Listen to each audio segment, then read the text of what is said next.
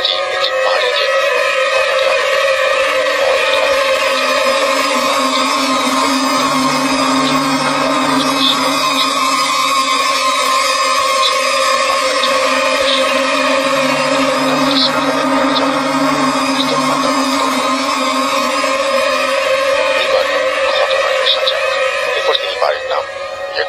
Share করছেন এবং আমি যেটা বলবো যেহেতু ঘটনাটা লিখে পাঠাচ্ছেন আমাদের যতটা সম্ভব আমরা তো মানে বিশ্বাস করছি আপনারা সত্যি ঘটনা পাঠান। ঘটনা খুবই অদ্ভুত। তো এই ঘটনা আমি চাই আপনারাই বিশ্বাস করা বা না করা সেই সম্পর্কে লিখছেন যে এবার ঘটনা আসা যাক। আমি আর আমার এক বন্ধু বছরের ফেব্রুয়ারি মাসে কালিম্পং বেড়াতে গিয়েছিলাম।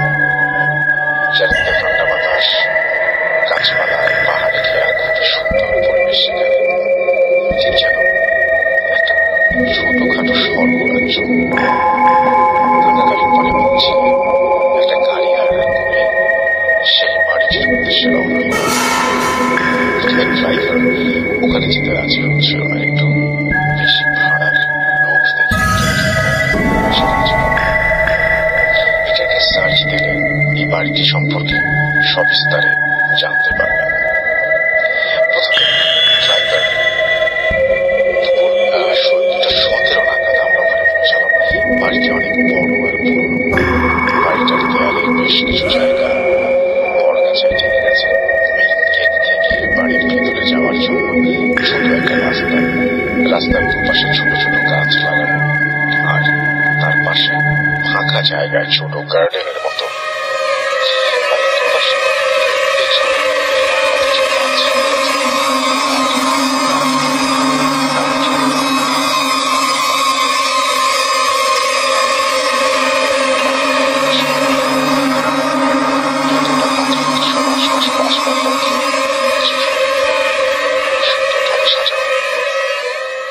রুমের মেঝেটা এত দেওয়াল, তবে হোটেল হলেও সেখানে তেমন মানুষজন চোখে পড়ছিল না। বাড়িতে ঢুকে রিসেপশনে কিছু সময় ম্যানেজারের সাথে কথা বলে আমাদের থাকার জন্য প্রথম ঘরটি খুলে দেওয়া হলো। ঘরটি বেশ আসলে ইংরেজিদের তৈরি বাড়ি সুন্দরী হয়ে থাকে। এই জায়গাটি খুব উজ্জ্বল এবং অন্ধকারাচ্ছন্ন। এখান থেকে বাজার বা জনবসতি বেশ কিছুটা দূরে। আমরা ফ্রেশ একটু রেস্ট নিয়ে 7টা নাগাদ একটু জায়গাটা ঘুরে দেখবো ভেবে নিচে নামলাম। আমাদের বাইরে যেতে দেখে ম্যানেজার আমাদের ডাক দিল এবং তার কাছে বসতে ভদ্রলোকের আচরণ খুবই বন্ধুসুলভ, আতিথেয়তা একেবারে মানুষ। আমরা অনেক সময় তার সাথে বসে আড্ডা দিলাম। তারপর তিনি আমাদের রাতে খাওয়া দাওয়া করে থাকতে বললেন। ঘর থেকে অযথা এদিক ওদিক ঘোরাঘুরি করতে নিষেধ করলেন। আবারও বলেন যে দরজার বাইরে যদি কোনো ধরনের শব্দ হয় তাহলে সেটা অ্যাভয়েড করতে, যদি কোনো প্রবলেম হয় তাহলে তাকে কল করতে। ওই না আসা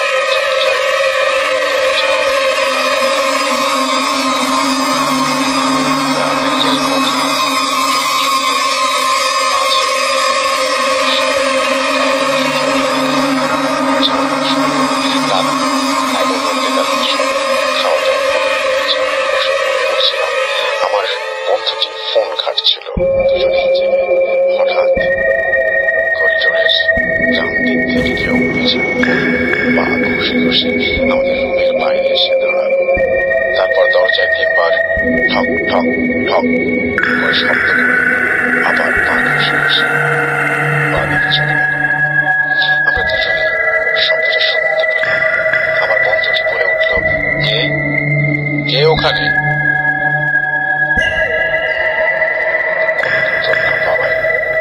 সে বাইরে বেরোনোর জন্য দরজার কাছে এগিয়ে গেল। আমি বললাম, দাঁড়া, একা যাস না। একসাথে বেরিয়ে কিছুই দেখতে পেলাম না। সবকিছু স্বাভাবিক। দুজনেই মনে হতে লাগলো ভুল ভেবে দুজনেই শুয়ে পড়লাম। নেক্সট দিন সকালে আমি ম্যানেজারের কাছে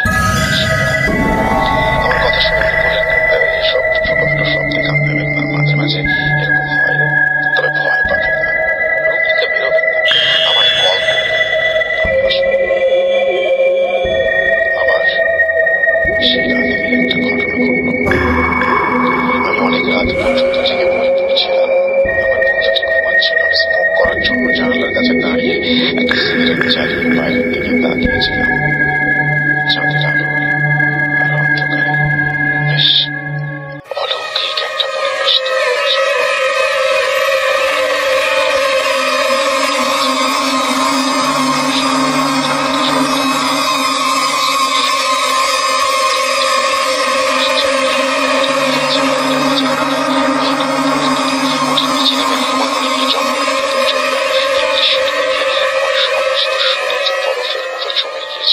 নাড়াচাড়া নড়াচড়া করতে পারছিলাম না, মুখ থেকে কোনো সাউন্ড বের করতে পারছিলাম না।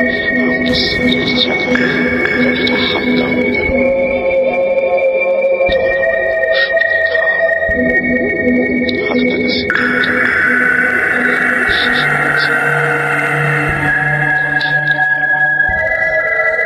আমি সে রাতটা অনেক ভয়ে জেগেই কাটিয়ে দিলাম।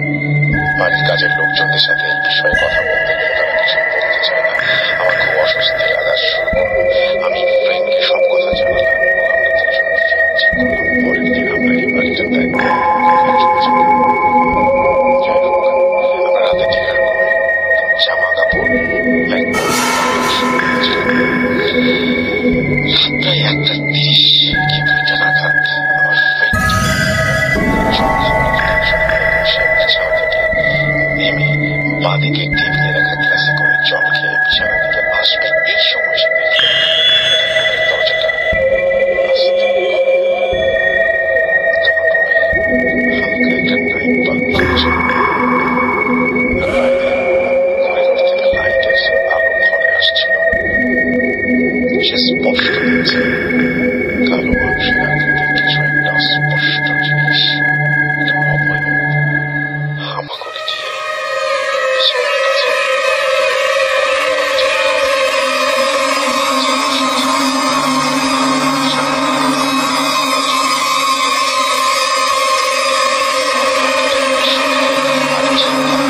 চিৎকার দিয়ে অজ্ঞান হয়েছিল। চিৎকার শুনে লাফ দিয়ে ওঠে লাইট অন করতে দেখি ও মেঝেতে পড়ে আছে। আমি নানাভাবে চেষ্টা করছিলাম জ্ঞান ফেরানোর। মধ্যে নিচে থেকে সবাই ছুটে এলো ঘরে। সবাই অনেক চেষ্টা করলাম, কিন্তু ওর জ্ঞান ফিরল না।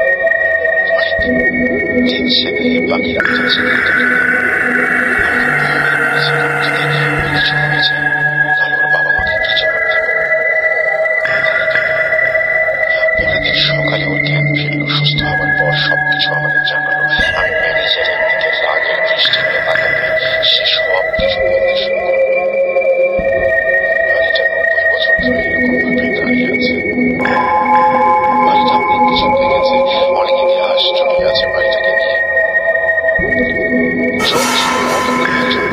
ভদ্রলোক 1930 সালে এই বাড়িটি নির্মাণ করেন। এখানে তার স্ত্রী ও এক সন্তান। একদিন তার স্ত্রী ও সন্তানকে হত্যা করে এবং নিজেও পরে মারা যান। তারপর থেকেই সব অদ্ভুত ঘটনা ঘটা শুরু করে এখানে। ওনার মৃত্যুর পর এই বাড়িটা ফাঁকা পড়েছিল।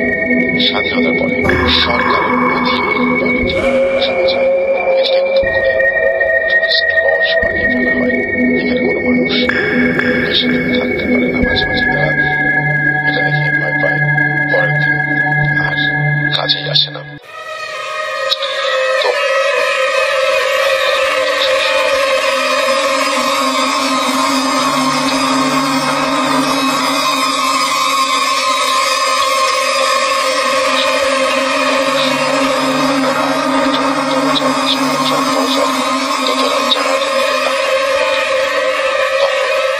সেই অবয়ব যে আমরা দেখতে পাই এবং স্পষ্ট দেখতে পেলাম দাঁড়িয়ে আছে।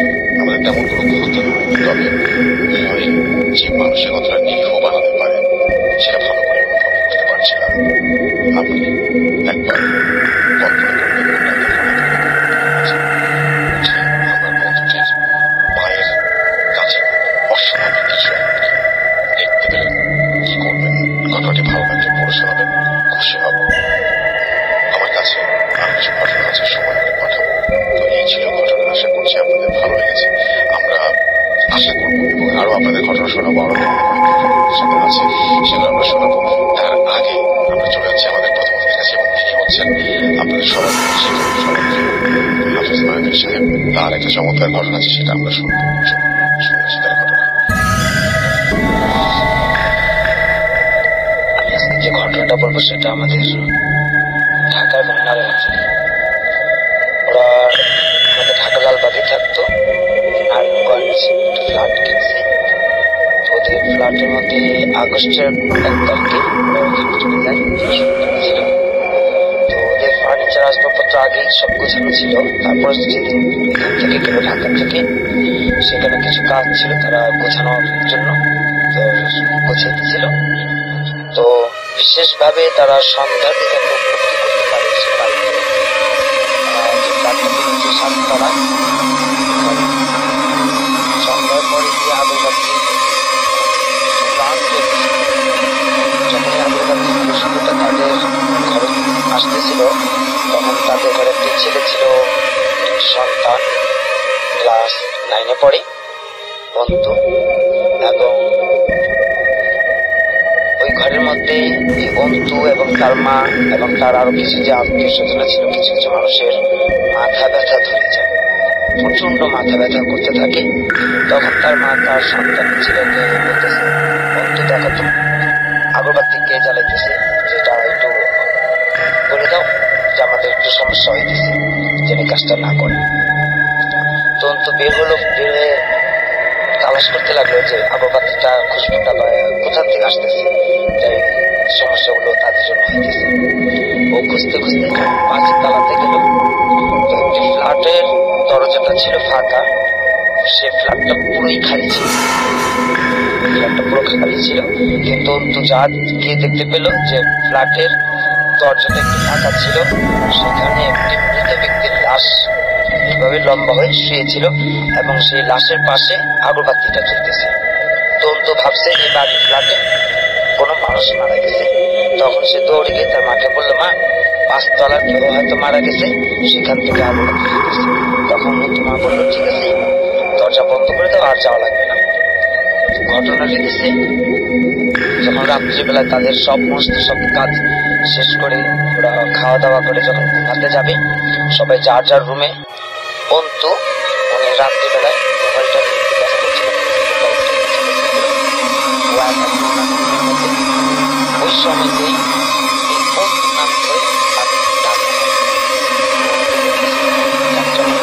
ঘরে বসা এক আমার শুনে কেউজন আমার পিছন থেকে বলতেছে, অন্তু কাছে আসো।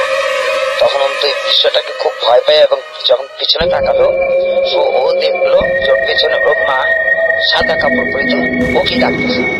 তো অন্তু অবাক, আম্মু সাদা কাপড় পরে আছে, এবং ও দৌড়ে গিয়ে তার মার বেডরুমে গেল।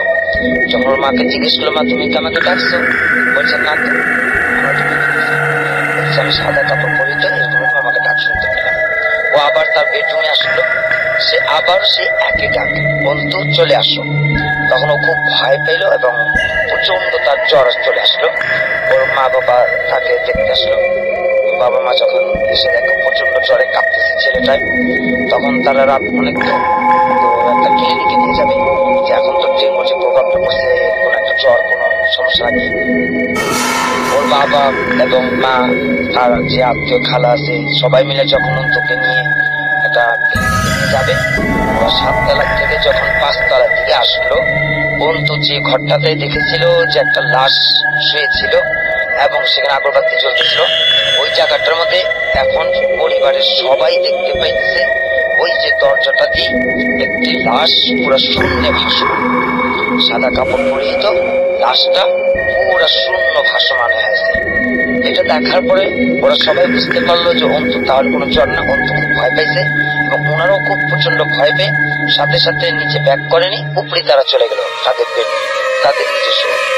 তারা চলে গিয়ে সেই বাড়ির ক্যাবটাকে ডাকা হলো, তারপর ক্যাবটা আসলো, এসে বলতেছে কি ওরা ভয় পাবেন না, 5 তলার যে ফ্ল্যাটটা এখনো খালি জানি এবং 3 তলার একটা ফ্ল্যাট খালি আছে, এই 2টা ফ্ল্যাটে এই বাড়িতে একটু সমস্যা আছে, আপনি এগুলো ভয় পাবেন।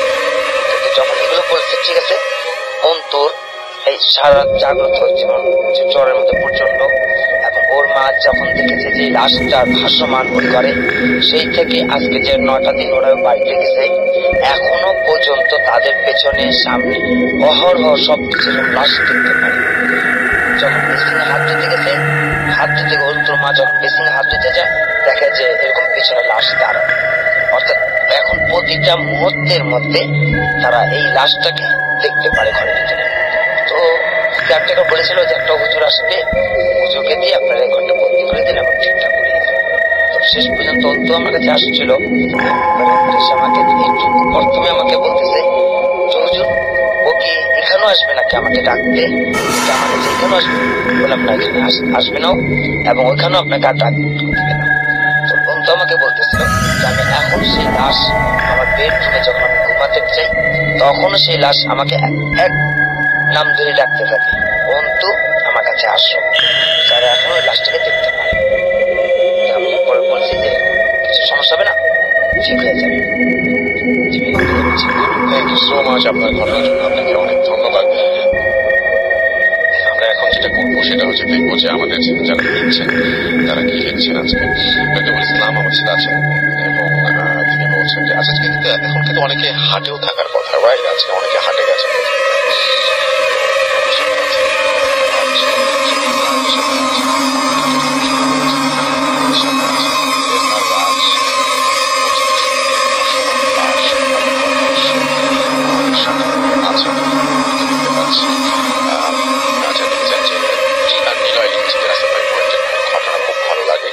আমাদের সাথে আছেন দেখতে পাচ্ছি, এছাড়াও রনি, এবং তিনি বলছেন যে ডেঙ্গু নিয়ে সবাইকে সতর্ক থাকতে হবে। নিজের সতর্কতা সবচেয়ে বেশি দরকার। আমরা যদি নিজে সতর্ক থাকি, যে আশেপাশে বাড়ি ঘড়িতে পরিষ্কার রাখি, যে বৃষ্টি হচ্ছে পানি যদি জমতে না দেয়, তাহলে কিন্তু অনেকটাই আমরা একটু কম থেকে বুঝতে পারবো, বা আমরা আমাদের নিজেদের সচেতনতা আমাদের সবার আগে নিশ্চিত করতে হবে। এটা কিন্তু খুব জরুরি, রাইট? আমাদের সাথে আছেন দেখতে পাচ্ছি এমডি মেহেদী হাসান সাগর, এবং তিনি বলছেন যে আমি মিরপুর কাজীপাড়া থেকে শুনছি, ইমেলটা ভালো লেগেছে। আমাদের সাথে আছেন জাকিয়া সাদ, আমাদের সাথে আছেন দেখতে পাচ্ছি, এছাড়াও দেখতে পাচ্ছি মহসিন বিল্লা আমাদের সাথে আছেন, মহসিন বিল্লা এছাড়াও আছেন আমাদের সাথে দেখতে পাচ্ছি ক্যাপ্টেন রজার, আমাদের সাথে আছেন শঙ্কর চন্দ্র, কাউসার খান আমাদের সঙ্গে আছেন, আমাদের সঙ্গে আছেন দেখতে পাচ্ছি এছাড়াও দুর্জয় রয়, এমডি মুজাহিদ আমাদের সাথে আছেন, এবং তিনি বলতে কল্পনায় চোখের সামনে দেখতে পাচ্ছি সব নিজে নিজে যদি আপনি রিয়েলাইজ করতে পারেন, এটা আমার চোখের সামনে যদি দেখতে পান সত্যি সত্যি, তাহলে কিন্তু দেখবেন যে আপনি আসলে মজাটা পেয়ে যাবেন। এটা খুব জরুরি আসলে। আমার সাথে আছেন দেখতে পাচ্ছি জ্যোতির্ময়, এছাড়াও আছেন প্রিন্স আরিফ, আছেন কবির আমাদের সঙ্গে, রাজ আমাদের সঙ্গে আছেন, আমাদের সাথে আরো অনেকেই আছেন টুইটারে। থ্যাংক ইউ ভেরি মাচ আমাদের সঙ্গে থাকার জন্য, এবং আশা করছি যে আপনারা এনজয় করছেন এবং ভালো লাগছে।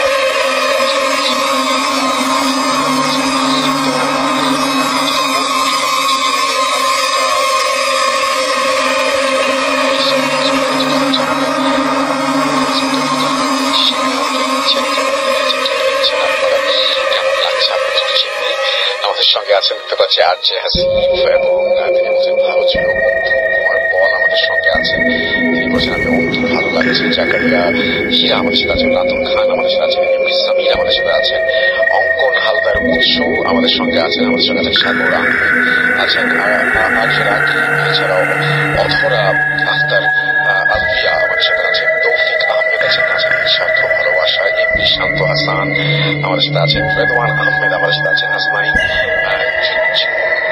বর্ষণ আমাদের সাথে আছেন, হিমেল আছেন, আশফাক আল আকিব আমাদের সাথে আছেন, ফাহিম ফয়সাল আমাদের সাথে আছেন, স্যার রাজু আমাদের সাথে আছেন, দেখতে পাচ্ছি, এছাড়াও সিয়াম আহমদ আমাদের সাথে আছেন, সৈকত রহমান, মেহেদী হাসান, ইমন খান, হাবিব মুজাহিদ আমাদের সাথে আছেন, আমাদের সাথে আছেন আরো অনেকেই। থ্যাংক ইউ সো মাচ যারা আমাদের সাথে আছেন। আমাদের সাথে এছাড়াও আছেন আমাদের সাথে আছেন দেখতে পাচ্ছি অনন্ত মুক্ত, এছাড়াও ফারাবি আমাদের আছেন, মোহাম্মদ শাকির আছেন আমাদের সঙ্গে, এমডি ফখরুল হাসান, ইসলাম মাহিন আমাদের সাথে আছেন, হাসনাইন জিন্নুল আমাদের সাথে আছেন, ওমর আমাদের সাথে আছেন, ইব্রাহিম রাজিন আমাদের সাথে আছেন, সৈকত রহমান আমাদের আমাদের সাথে আছেন, আরো অনেকেই আমাদের সাথে আছেন, এবং আশা করছি যে আপনাদের প্রত্যেকেরই আমাদের যে ঘটনা সেই ঘটনা ভালো লাগছে অ্যান্ড আপনারা সবসময় ভালোর তলায় আছেন। এখন যেটা করবো সেটা হচ্ছে সরাসরি চলে যাবো আমাদের আরো একজন অতিথি আছেন তার কাছে।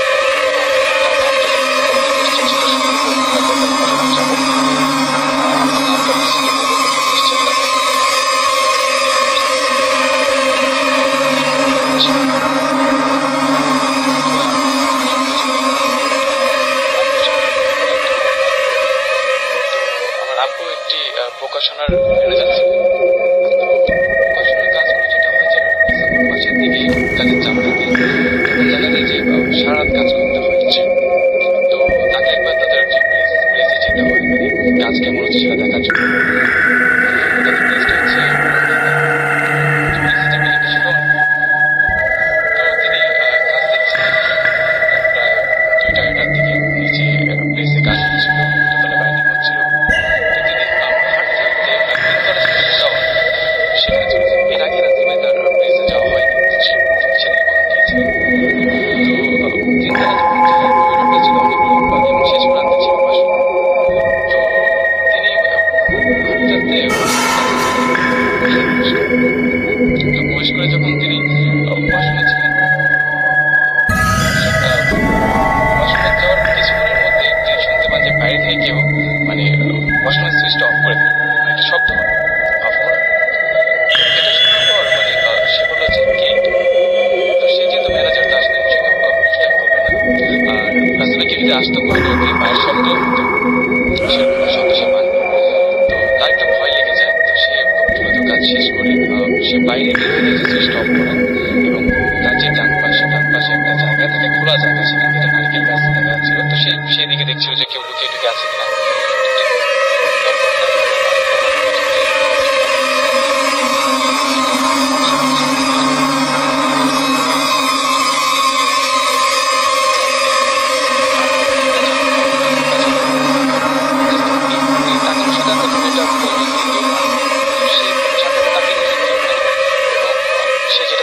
নিচের দিকে তাকিয়ে যে মনে হয় যেন ওয়াশরুম থেকে এই মাত্রই 10-12 জন হেঁটে গেছে এখান থেকে, মানে পায়ের ছাপগুলো, মানে পানির পায়ের ছাপগুলো, সেই ছাপগুলো দেখা যাচ্ছে।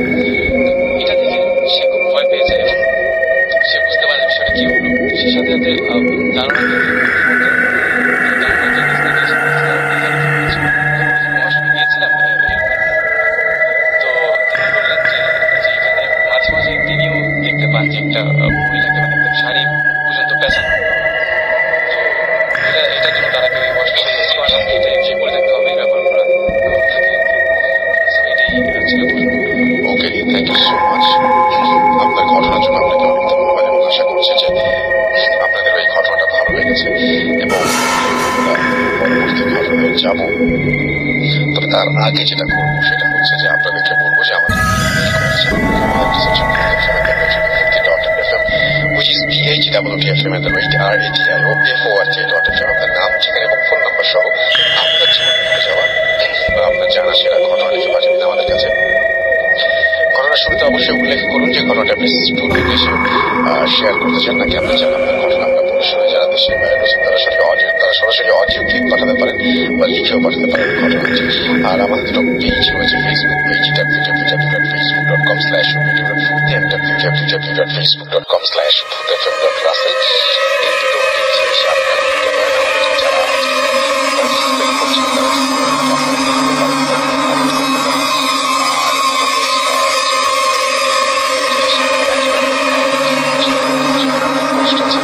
এছাড়াও আমাদের যে টুইটার আছে সেখানে আপনারা চলে আসতে পারেন www.twitter.com/russell_bhutfm। সেখানে আপনারা যে খুব সহজে খুঁজে পাবেন আমাদেরকে। যাই হোক, আমরা যেটা করবো সেটা হচ্ছে এখন আমরা বড় একটা কাজ করি। আচ্ছা না, আমরা একটু পরেই করি।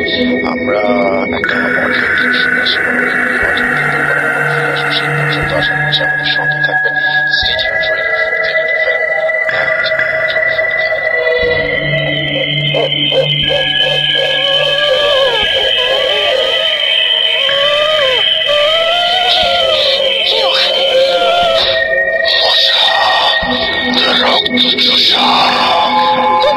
আমরা এলে কেন? ওদের পার্টিসিপেট করতে পারি ইমিডিয়েটলি বুকিং অর্ডার দেন। ধন্যবাদ।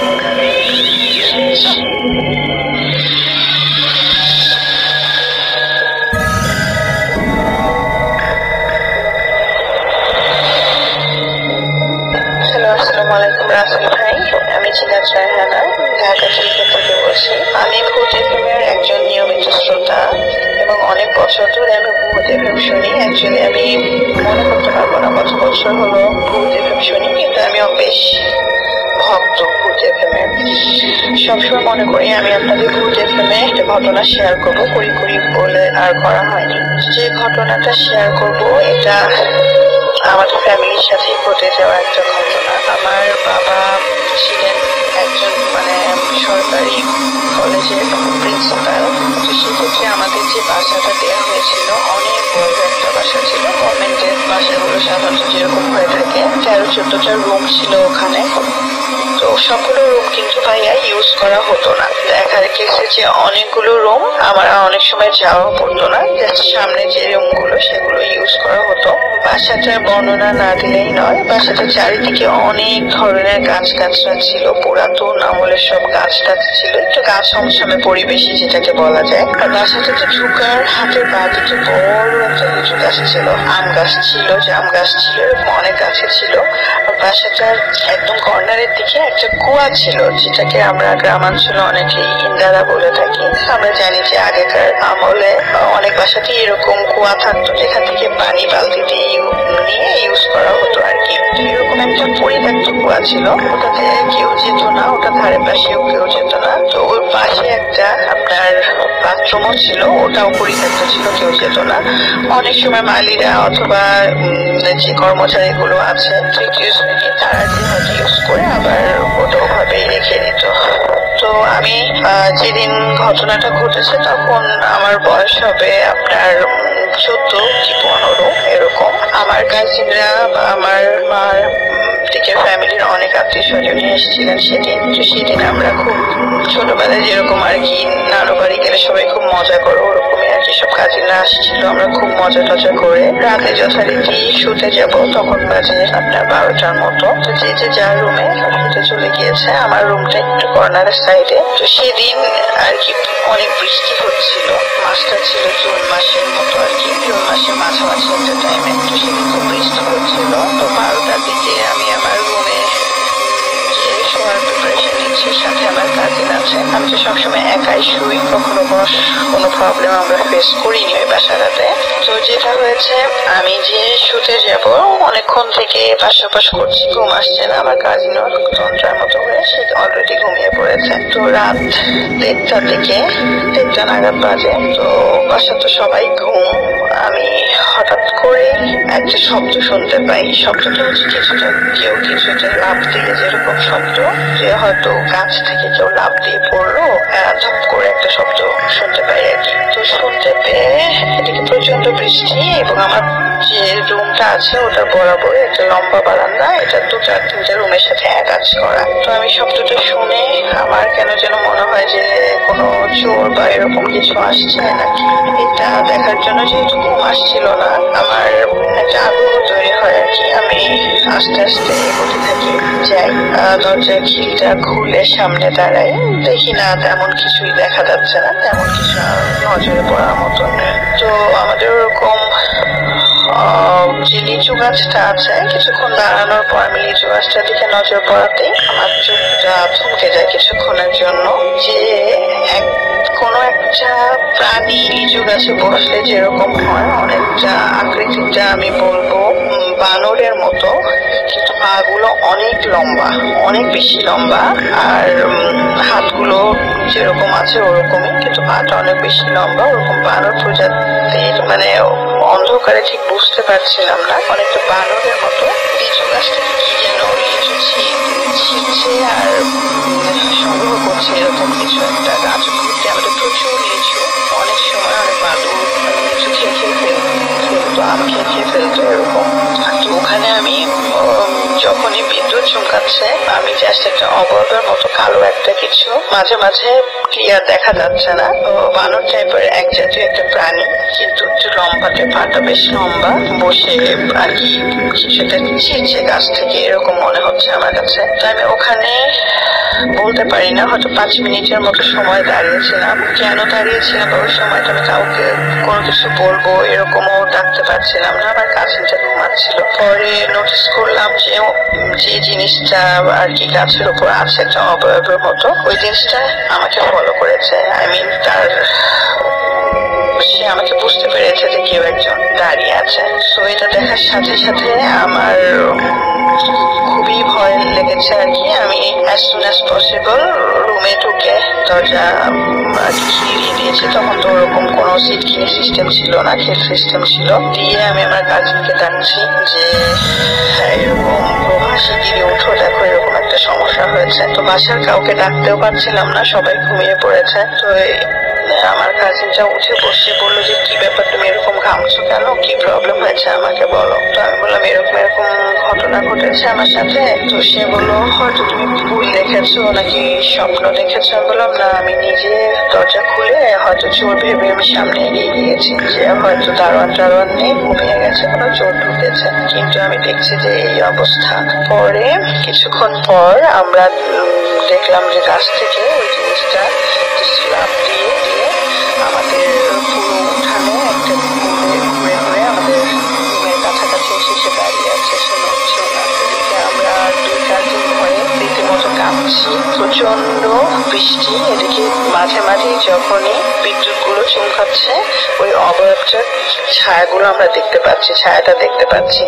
কিছুক্ষণ পর ওই অবয়বটা আস্তে আস্তে ঘুরে ঘুরে ওই কুয়াটার দিকে গেল, যে ওই কুয়াটার টিনটা সরিয়ে কুয়াটার মধ্যে লাফ দিয়ে পরে আবার টিনটা আবার সরিয়ে দিল। তো এটাই আর কি সেদিন রাতের ঘটনা ছিল, আমার নিজের চোখে দেখা। এখনো মনে হলে আমাদের লোভ শিউরে ওঠে। পরে আমরা সকালে উঠলাম, উঠে সবাই ফ্যামিলির সাথে ঘটনাটা শেয়ার করলাম।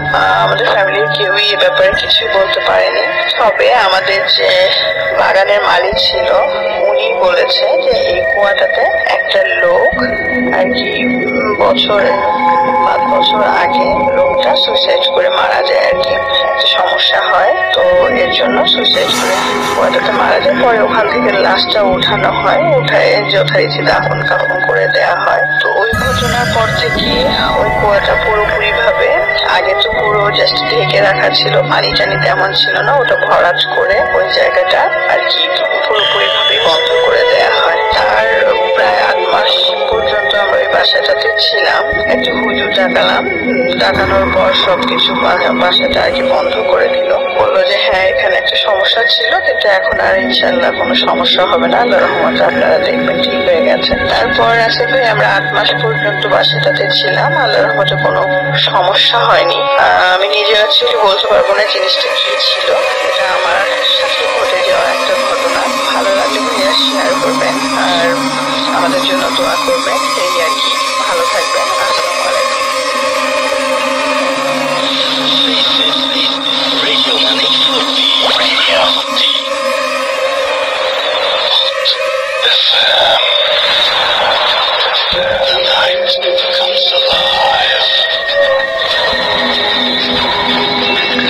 বিশ্বাস করা না করাটা আপনার ব্যাপার।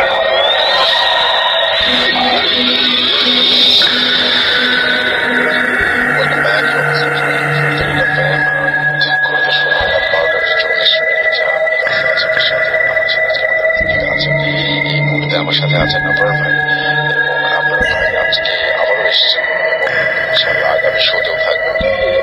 তো উনি যে কয়দিন বাংলাদেশে আছেন ওনাকে আসলে আমরা ডেকে নিচ্ছি, তো ঘটনা শেয়ার করবেন। তারপরে আমরা একটু ফেসবুকে যাবো, তারপরে আমাদের আরো যে অতিথি আছে সেটা আমরা তার সাথে কথা বলবো, তারপরে আপনাদের কাছে ফিরে আসার জন্য শুনে আসি আপনার ভাইয়ের ঘটনা আপনার ভাইয়ের কাছ থেকে। তারপর ভাই আপনি তো বলছিলেন, আচ্ছা শুরুটা আপনাকে শুরু করি, তারপর বলছি। ভাই হ্যাঁ আমি বলছিলাম আপনাকে যে আসলে ঈদের সময় সবাই তো বাড়ি যাচ্ছে, হাইওয়েতে আছে বেশিরভাগ। তো বিশেষ করে আজকে থেকে মনে হয় হাইওয়েটা একটু বেশি জমজম একদম আছে। তো আমি আজকে 3টা হাইওয়ে ঘটনাগুলো খুব ভীষণ। কিন্তু যেহেতু আপনার এবং সত্যিকার অর্থে কি যে এই ঘটনাগুলা আমি যখন বাংলাদেশে থাকতাম টাইম টু টাইম পুরো বাংলাদেশে আমি দেখা যেত যে আমার কাজের জন্য আমার সাথে করে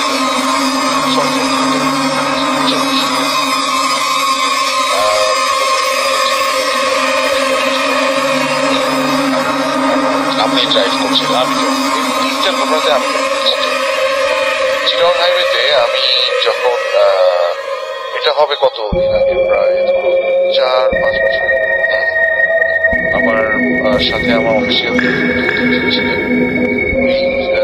এই জায়গাটা হবে সম্ভবত এটা বলে না ওই পিঠাছড়া, ওই আপনার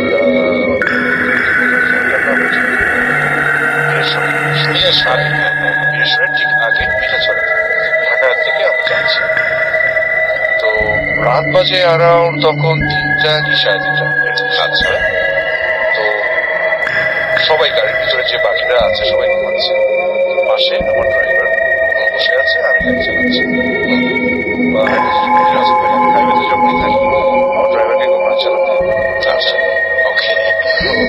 গাড়িটা ছিল তো রাস্তা মোটামুটি খালি সময়টা, কারণ যতগুলো কোচ আছে বা যা কোন সময় ঘটনাটা বলছিলেন যেন? এটা রাত 3টা, মানে কোন সালের হবে এটা? তাও এটা আনুমানিক 2015 আচ্ছা, 15 কি 14। আচ্ছা, ওকে ওকে। তো তখন কিন্তু হাইওয়ে কিন্তু এত মানে চওড়াও ছিল না বা কাজ চলছিল, জায়গা জায়গায় ভাঙা, এটা ছাড়া ওই জায়গাটাই ভাঙা ছিল। তো যখন যাচ্ছি আমি ওই জায়গাটা যখন ক্রস করছি তখন হঠাৎ দেখতে পেলাম যে অনেকগুলা আপনার শিয়ালের মতো কিছু জিনিস, মানে আমার মনে হলো শিয়াল সাইড থেকে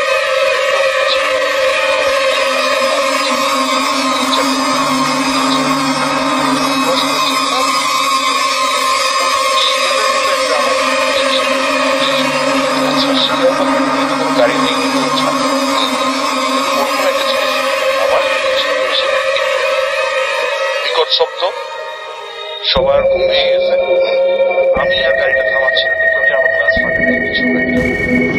আরো কিছু একটা পেট্রোল পাম্প পেলাম, ওখানে রাখলাম, নামলাম, চেক করে দেখি পেছনে কোনো দাগ নেই,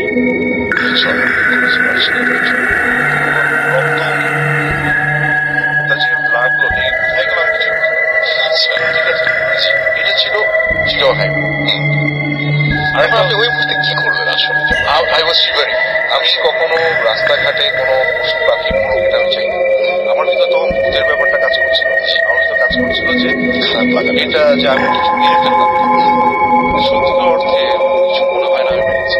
আচ্ছা, শিয়াল বা কুকুর কখনো ঝাঁপ দিবে না, ঝাঁপ দিবেই সেটা। ইট ওয়াজ, আমি বিশ্বাস করি এটা অন্য কিছু ছিল। আচ্ছা আচ্ছা। আরেকটা ঘটনা যেটা, এটা হচ্ছে নাটোর থেকে পাবনার দিকে, ঈশ্বরের দিকে যাচ্ছি। আপনি সমস্ত বাংলাদেশ ঘুরেছেন? আচ্ছা, আমি মোটামুটি 85% ঘুরে গেছি এবং নিজে ড্রাইভ করি। আচ্ছা আচ্ছা। নাটোর থেকে ঈশ্বরদী যাওয়ার সময় আমার সাথে একটা কাজিন ছিল, কাজিন, নাম হচ্ছে। তো গাড়িতে ড্রাইভার, ও সারাদিন চালিয়েছে, ওকে আমি পিছনে ঘুমাতে ফেলেছি, পিছনে ঘুমাচ্ছে। পাশের সিটে হচ্ছে মিঠুন আর আমি, এই 3টা মানুষ।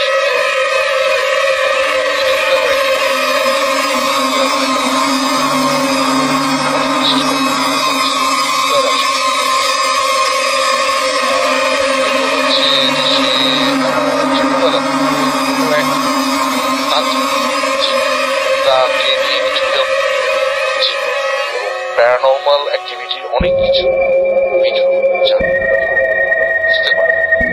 ফর এক্সাম্পল, আমরা হয়তো বা আমাদের আশেপাশে অনেক এন্টিটিস থাকে কিন্তু আমরা দেখতে পারি না, অনেক সময় হয়তো ফিল করি। মিঠুর একটা মজার ব্যাপার হচ্ছে ওর আশেপাশে কিছু থাকে সেটা সে দেখে।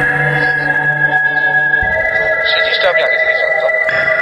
গাড়ি চালাচ্ছি, ও আমার সাথে গল্প করছে, আমি বলে ভাই দেখছেন ফাজিল জিনিসটা, মানে ও যে আপনার গাড়ির সাথে সাথে দৌড়াচ্ছে, আপনার চাঁদা দেবে, ভয় লাগার কথা আমার জানলা ধরে জানলা উঠানো হয়েছে, ওরা যে গাড়ির সাথে সাথে দৌড়াচ্ছে, আপনার জানলা ধরে আপনার গাড়ি 60-70 কিলোমিটার স্পিডে চলছে, এটাই তো কোনো মানুষ দৌড়াতে পারে না। আর দেখেন আমার দিকে তাকা তাকা খালি হাসছে। আচ্ছা, আমি ডান দিকে তাকাই না, আমি আর জানলার দিকে তাকাই না, আমি চালাচ্ছি সামনে, বরঞ্চ আরো স্পিড কমিয়ে দিলাম। আচ্ছা, কমিয়ে দিয়ে আমি চালাচ্ছি মোটামুটি 4-5 কিলোমিটার আসার পর গেছে কি ছিল, ফাজিল ছিল, এবং আমাকে দেখে সে মানে এখন আমার সাথে তামসা করছে। আমি তো দেখলাম না, বা আমাকে তো কিছু ফিল করা বলে যে আপনি এটা ছিল দ্বিতীয় ঘটনা। তৃতীয় ঘটনা ছিল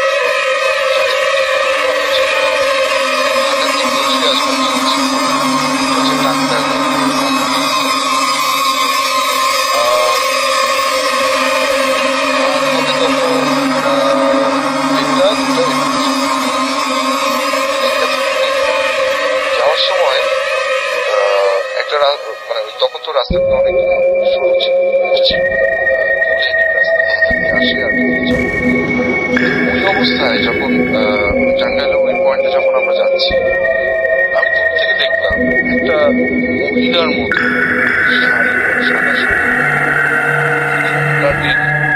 পূজা হয়ে আমি যেদিক দিয়ে যাব ঠিক ওটা মাঝখানে বসে আছে। আমার থেকে ধরেন মোটামুটি কত হবে আপনার ধরেন 50 গজ দূরে আছে বা 60 গজ দূরে আছে।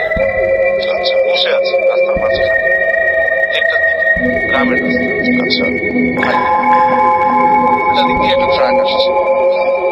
আমার মাথায় কাজ করলো যে এত রাত্রে তো মানুষ হয় আমার কাটায় যেতে হবে, ডান দিকে কাটায় যেতে হবে, তখন ট্রাকের সাথে আমার ঠিক আছে। আর একটা হচ্ছে আমি ব্রেক করতে পারি, কারণ স্পিড তখন ছিল 70-80 এরকম, কিন্তু আমি যদি এখন হার্ড ব্রেক করতে চাই, পিছনে আমার একটা বাস আছে, সেটা আমাকে মেরে দেবে। আমি চিন্তা করলাম যে এটা মানুষ না, আমি মোটামুটি কনফার্ম এটা মানুষ। আমি ইচ্ছা করে সাহস মজা। আবার কি জানেন রাসেল ভাই, অনেকে বলে না ঝাঁকি খায়, কোনো ঝাঁকিও খাইনি, ফিলও করি। আচ্ছা, আপনি ওই সময় কিভাবে মানে কি আচরণ দেখে বুঝতে পেরেছিলেন? আমি বুঝতে পারি আমার যে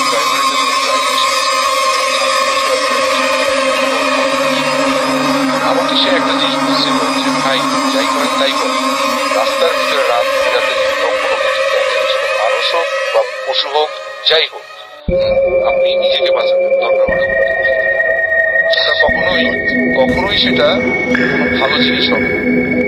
আচ্ছা, কারণ হচ্ছে ভালো জিনিস যদি মানুষ যদি হয়, সে হয় চোর ডাকাত কিছু,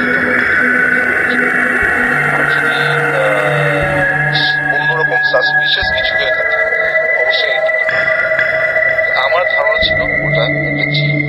আচ্ছা, যে কারণে আমি চালিয়ে গেছি। ওকে, কোনো ধাক্কাও খাইনি, ফিলও করিনি, কোনো ঝাঁকিও নেই, ইভেন ব্যাক মিররও আছে, কারণ ব্যাক মিররে দেখতে গেলে হয়তো আমি ওকে ওকে। এই ছিল 3টা ঘটনা হাইওয়ে নিয়ে। Thank you so much. আমার কাছে ব্যাক করবো। আমরা তার আগে যেটা বলছি, চেষ্টা করবো এখন আমাদের যে সমস্ত আপনারা লিখছেন আমাদের ভিডিও ফুটেজ পেজটা দেখবেন,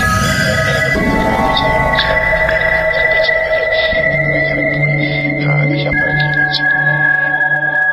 এবং আমাদের যে আজকে পোস্টার, বিশেষ পোস্টার নিচে আপনারা লিখছেন রাজীব আহমেদ আমাদের লিখেছেন ময়মনসিংহ নান্দাইল থেকে, ভালো লাগছে তার কাছে, বুঝতে পারছি তার মেসেজটা পড়ে। অঙ্কন হালদার আমাদের সাথে আছেন, এবং রাসেল ভাই লিখেছেন, বাদল কুমার আদি আমাদের সাথে আছেন, লিখেছেন অসম স্টোরি আমার সাথে আছেন, দেখতে পাচ্ছি আকাশ। ডক্টর আলিফ কবে আসবেন?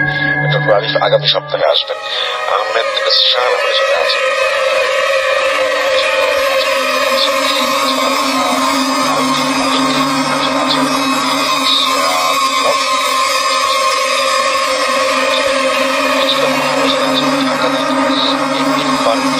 ইসলাম মাহিন আমাদের সাথে আছেন, আমাদের সাথে আছেন দেখতে পাচ্ছি রাসেলুজ্জামান, রাসেল আব্দুল্লাহ আল সিয়াম আমাদের সাথে আছেন, প্রিয়া আক্তার শান্ত, তপু আমার সাথে আছেন, সেলিম রয়েসা আমার সাথে আছেন দেখতে পাচ্ছি, ওয়াইশান থমাস আমাদের সাথে আছেন দেখতে পাচ্ছি, এছাড়াও আছেন ইকবাল হুসাইন আমার সাথে আছেন, বাদল কুমার আমার সাথে আছেন দেখতে পাচ্ছি, এছাড়াও দেখতে পাচ্ছি সেলিম, নাবিলা মোকাররম আমাদের সাথে, মোকাররমা আমাদের সাথে আছেন নরসিংদী থেকে, আরিফিন অপি আমাদের সাথে আছেন গাজীপুর থেকে, আমাদের সাথে আছেন হাফিজুর রহমান, ঈদের অগ্রিম শুভেচ্ছা জানিয়েছেন, সাইমা সামি আমাদের সাথে আছেন, আমাদের সাথে সুমন হাসান শ্রাবণ আমাদের সাথে আছেন দেখতে পাচ্ছি, এছাড়াও দেবাশিস সর্দার আছেন আমাদের সাথে, আরো অনেকেই থ্যাংক ইউ ভেরি মাচ যারা আমাদের সঙ্গে আছেন। মুহতাসিমের যে পেজটা সেই পেজেও আপনারা অনেকে আছেন এবং facebook.com/muhtasim.russell আমাদের সাথে আছেন, হৃদয়.ইয়াসিন আরাফাত আমাদের সাথে আছেন, এবং এই পেজটা আসলে খুব ইজিলি আপনি আমাদেরকে ইমেল করতে পারবেন, আমাদেরকে খুব সহজেই আমাদেরকে ইমেল করতে পারবেন। সেন্ড ইমেল একটা অপশনই আছে, এই সেন্ড ইমেল অপশন থেকে আপনি খুব ইজিলি আমাদেরকে ইমেল করতে পারবেন, আর ইটস ভেরি ইজি। আর আমাদের সাথে যারা আছেন তারা লিখছেন এখানে, আমরা সবসময় ফেসবুকে আপনাদেরকে ঘটনা পাঠাতে নিষেধ করি এই কারণে, কারণ আমাদের ফেসবুকে অনেক সেই সমস্ত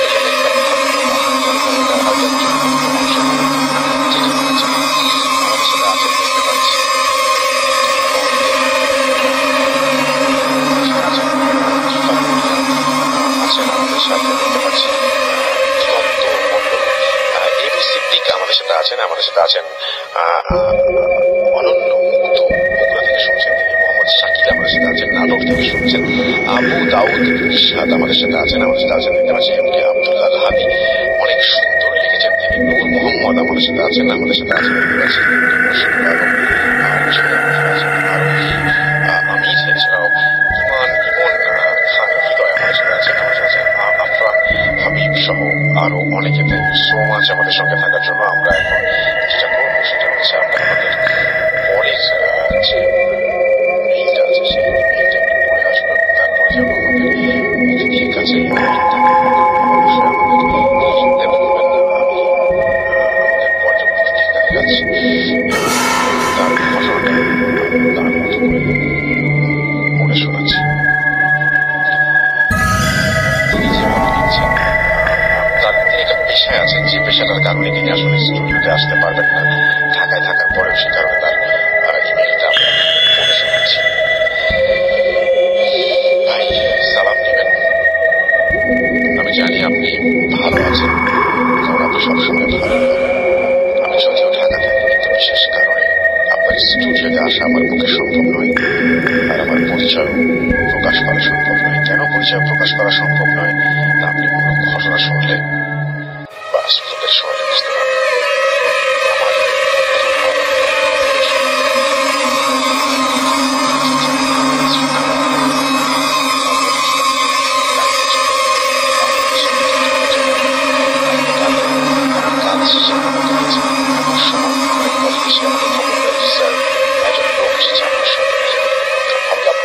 হয়তো কেউ বিপদে পড়ে এসেছে অথবা কোনো সোর্স এসেছে কোনো খবর দিতে। আমি তাই কাজ বিলম্ব না করে লোকটিকে আমার অফিসে পাঠিয়ে দিতে বললাম। আমি অফিসে বসে লোকটির জন্য অপেক্ষা করতে লাগলাম। কিছুক্ষণের মধ্যে লোকটি আমাকে সালাম দিল। আমার আমি তার দিকে তাকালাম এবং দেখলাম একটা কালো মতো লোক দাঁড়িয়ে আছে। তার দৃষ্টিতে কোনো আলো নেই, কেমন যেন অপার্থিব যাই হচ্ছে আমার। কিন্তু আমি কিছু না ভেবে জিজ্ঞাসা করলাম, কি চৌধুরী, কোনো বিপদ? লোকটি বলল, স্যার অবস্থান থেকে প্রায় লাশ চুরি হচ্ছে, আপনি যদি একটা ব্যবস্থা করতে পারেন। তাই আপনার কাছে এসেছি। বললাম, তোমার কাছে কোনো সোর্স আছে যে আমাকে এই সকল লাশ সাহায্য করতে পারে? লোকটা বলল, সে নিজেই যাবে আমার সাথে, অবশ্য যদি আমি এই কাজটি করি। আমি কোনো কিছু চিন্তা না করে লোকটার প্রস্তাবে রাজি হয়ে গেলাম। আমি লোকটিকে জিজ্ঞেস করলাম, তুমি কি নিশ্চিত আজ লাশ চুরিরা কবরস্থানে আসবে লাশ চুরি করতে? লোকটি বলল, স্যার আমি তো আপনার সাথে আছি, আর না আসলে আপনি আমাকে যা শাস্তি দেবেন তা মাথায় নেবেন। আমি আমার লোক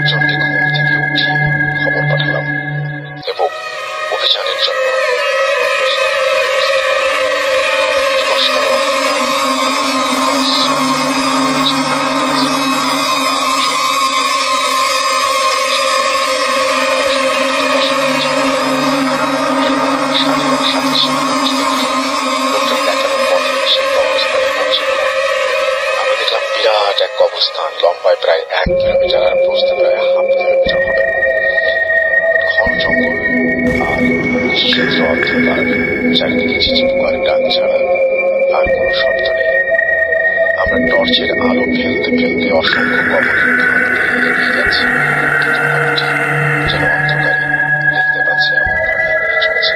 প্রথমে কিছুটা খটকা লাগলো, পরে ভাবলাম অন্ধকারে গ্রামের মানুষ পরিচিত পথে দিনের মতোই চলতে পারে। আমি রেডিয়াম ঘুরতে দেখলাম রাত 2:34। লোকটা আমার নতুন কবরের সামনে। আমি লোকটাকে জিজ্ঞেস করলাম, তুমি কিভাবে জানলে? আশ্চর্য হলো। লোকটি আমাকে নীরব চোখে ধমকের দৃষ্টিতে বলল, আমি জানি স্যার। চোর দলের সদস্য পরিমাণা না হওয়ায় সে তার সাথীদের ধরিয়ে নিয়েছে। আমার অপারেশন সাকসেসফুল হবে, পরে বিষয়টা তদন্ত করা যাবে। এই ভেবে আমি বেশি কথা বাড়ালাম না। আমরা প্রায় 30 মিনিট অপেক্ষা করলাম। আমার সাথীরা আশেপাশে ছড়িয়ে পড়েছে। আমি সেই লোকটাকে এবং আমার সব সময়ের সাথে আমি সেটা নিয়ে অস্ত্র নিয়ে আমি ছোটের পাশে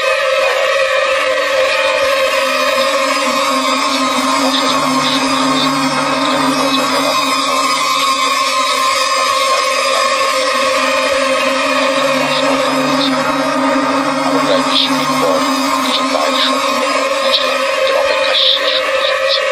দুজন লোক একটা কোদাল আর একটি আলোর টর্চ নিয়ে কবর করতে লাগলো। আমি দ্রুত জমির আড়াল থেকে দৌড়ে বেরিয়ে এলাম। আমার সাথীরাও বেরিয়ে এলো। আমি দৌড়ানোর সময় একটা পুরাতন কবরের মধ্যে ভেঙে পড়ে গেলাম। প্রচন্ড দুর্গন্ধে আমার জ্ঞান হারানোর দশা। আমার সাথীরা এসে আমাকে তুলে ধরল এবং আমার পাশে একটা পুকুরে পরিষ্কার হতে সাহায্য করলো। বাকি সাথীরা দুই চোরের একজনকে ধরতে পারল। আমরা যখন চোর ধরতে ব্যস্ত, তখন কোন ভাগে আমাদের পথ দেখানো সেই লোকটি চলে। আমরা দেখতে পেলাম। অনেকক্ষণ খুঁজে আমরা চোরটিকে নিয়ে অফিসের মধ্যে রওনা হলাম। আমার অফিসে এসে আমি যখন ভালো করে গরম পানি গোসল করলাম, তারপর আসামিকে জিজ্ঞেস করতে লাগলাম। আসামি জিজ্ঞাসাবাদে সে আলো। তারা মোট 2 জন। কোনো এক লাশ যদি বজ্রপাত কিংবা হার্ট অ্যাটাকে মারা যায়, তারা সেই লাশ তারপর তারা সেই লাশ জঙ্গলের ভেতর সিদ্ধ করে চামড়া ছাড়িয়ে কঙ্কাল বানায় এবং মেডিকেল কলেজের ছাত্রদের কাছে এটা নিয়ে। পরের দিন রাতে আমি আসামি সহ সেই জঙ্গলের ভেতরে গেলাম। জঙ্গলের একটি গভীর জঙ্গল, সেখানে জনমানবের কোনো আনাগোনা নেই, চলে। গাড়ি তুলে রেখে হেঁটে সেই জঙ্গলে ঢুকলাম।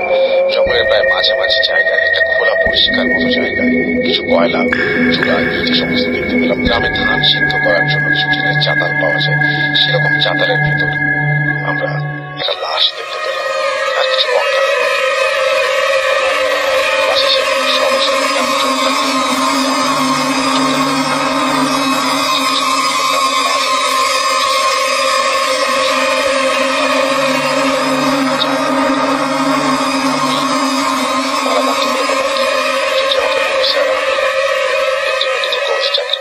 জানেন যে আমাদের ছাত্রদের যে দরকার হয় সমস্ত সবকিছু বুঝালেন এবং সেই কারণে তিনি লাশ চুরি করেন, প্রতিজ্ঞা করেন যে তিনি আর কোনোদিন কাজ করবেন না। পরের দিন রাতে আমি ঘুমোতে যাব, আমার সহযোগী বলল, স্যার একটা কালো মতো লোক আপনার সাথে দেখা করতে চাই, সেই লোকটি হবে। আমি বললাম, পাঠিয়ে দাও। সেই লোকটাই, তার চোখগুলো লাল, বাতাসের এরকম বিশ্রী একটা গন্ধ। লোকটা আমাকে জোর করে জোর করার ভঙ্গিতে বললো, আপনি কি সেই চোরটাকে ছেড়ে দেন? আমি বললাম, চোরটার কথা আমার খুব লোকটি আমার দিকে ভর করে চোখে তাকিয়ে বলল, লাশ যদি আপনার আপন কারো হতো। লোকটি মন করে দেখে গেল। আমি কতক্ষণ স্থবির হয়ে বসে রইলাম। হঠাৎ মনে হলো, লোকটা কোথায় গেল? লোকটা আমার কাছে পাঠালে সে কোথায়? অবাক কণ্ঠে বলল, আমি আবার কখন কাকে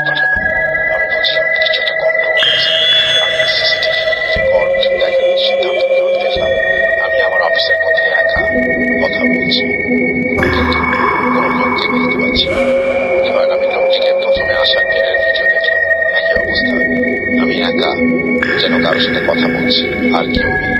বিষয়টা আমি আর সহ্য করতে না পেরে অজ্ঞান হয়ে গেলাম। সকালে আমার ঝাড়ুদার অফিস ঝাড়ু দিতে এসে আমায় বলল, সাহেব রাতে অফিসে ছিল।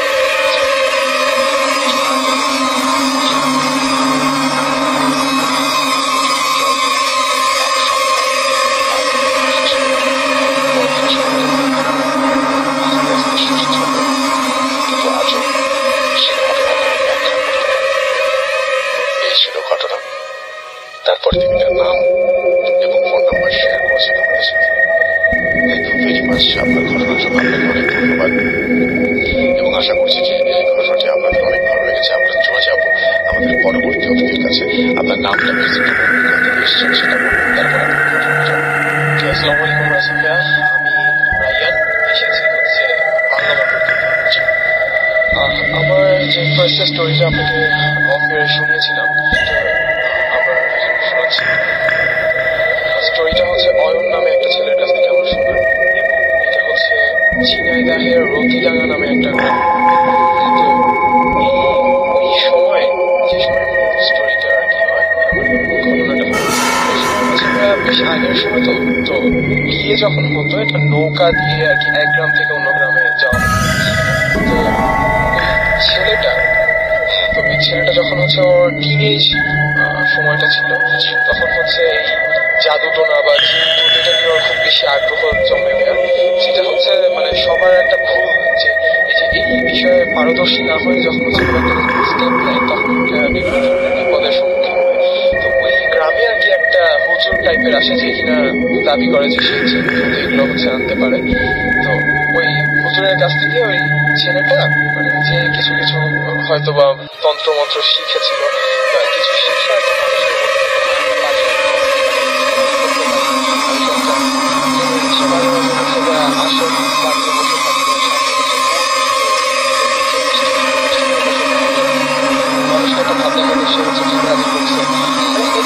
বিভিন্ন ধরনের শো অফ যতটুকু করা যায় সে করতো। তো একদিন হচ্ছে 3টা ফ্রেন্ডকেও নিয়ে এসেছে। তো 3টা ফ্রেন্ডকে নিয়ে বলছে যে আজকে রাত্রে হচ্ছে আমি জিন হাজির করবো, তোরা দেখে নিস, তোরা আসিস সবাই, আমি জিন হাজির করবো। তো ওর ফ্রেন্ড 3টাও যায়। যাওয়ার পরে হচ্ছে ভাইয়া ওদের টিনের ঘরটা ছিল এবং একটা লাইট ছিল। সেই লাইটটা মানে ও হচ্ছে এরকম একটা জায়নামাজ নিয়ে আসন টাসন তৈরি করে বসে আছে, এই মিষ্টি নিয়ে, গুড় নিয়ে, চিড়া নিয়ে, আটা নিয়ে, এগুলো নিয়ে বসে আছে। তো বললো যে দেখিস জিন আসবে, এই করবে সেই করবে, অনেক কথা বলার পরে হঠাৎ করে ভাইয়া মানে একটা সময় কি লাইটটা অফ হয়ে যায়।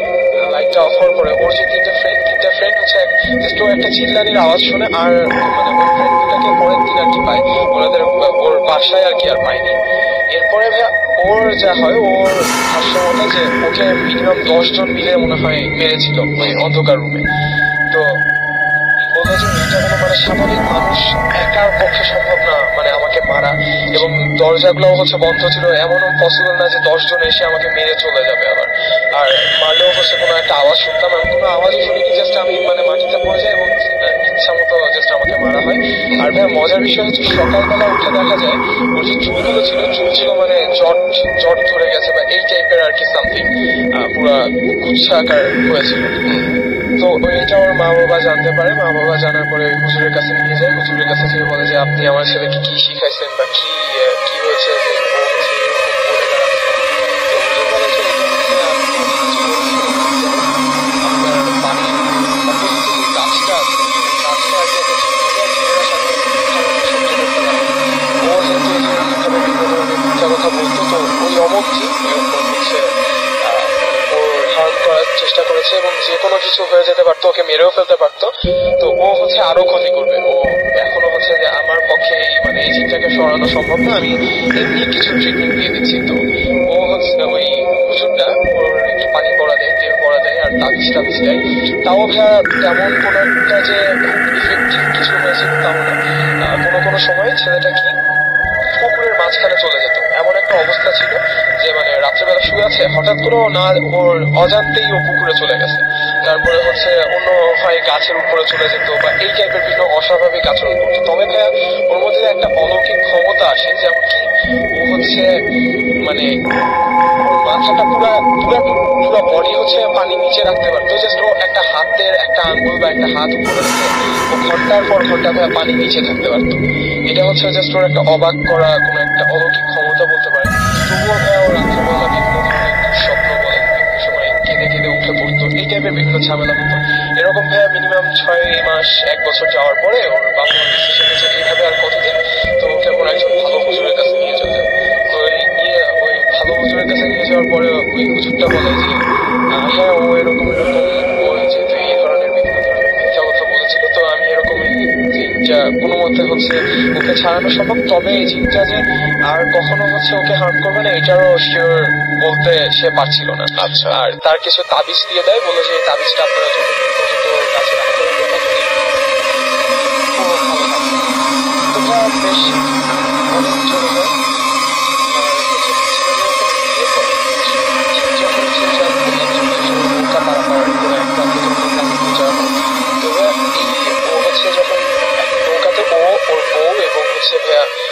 কিছু মানুষ ছিল, ওর ওয়াইফ করে কি হচ্ছে ও আর ওর ওয়াইফ মিলে এই নৌকাতে বসে পানির ভেতর থেকে একটা শাপলা ফুল ছিঁড়ে ওদের কাছে রাখে।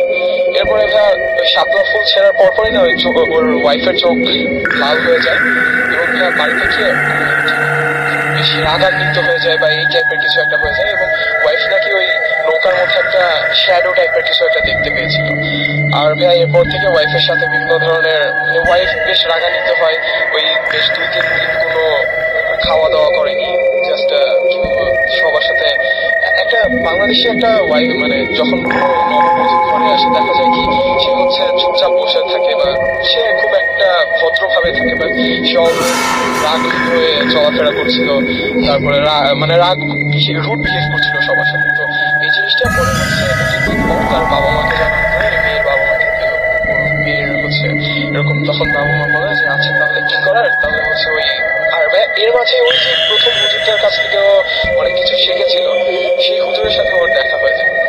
তো ওই হুজুরকে পরে এরকম বলে যে হুজুর এরকম আপনার এই ও তো হচ্ছে এই টাইপের সমস্যার মুখোমুখি হচ্ছে, তো কি করা যায়। আর ওই হুজুরকে ভাই সবাই অনেক ভণ্ড বা এই টাইপের অনেক কিছু বলে আখ্যা দিত।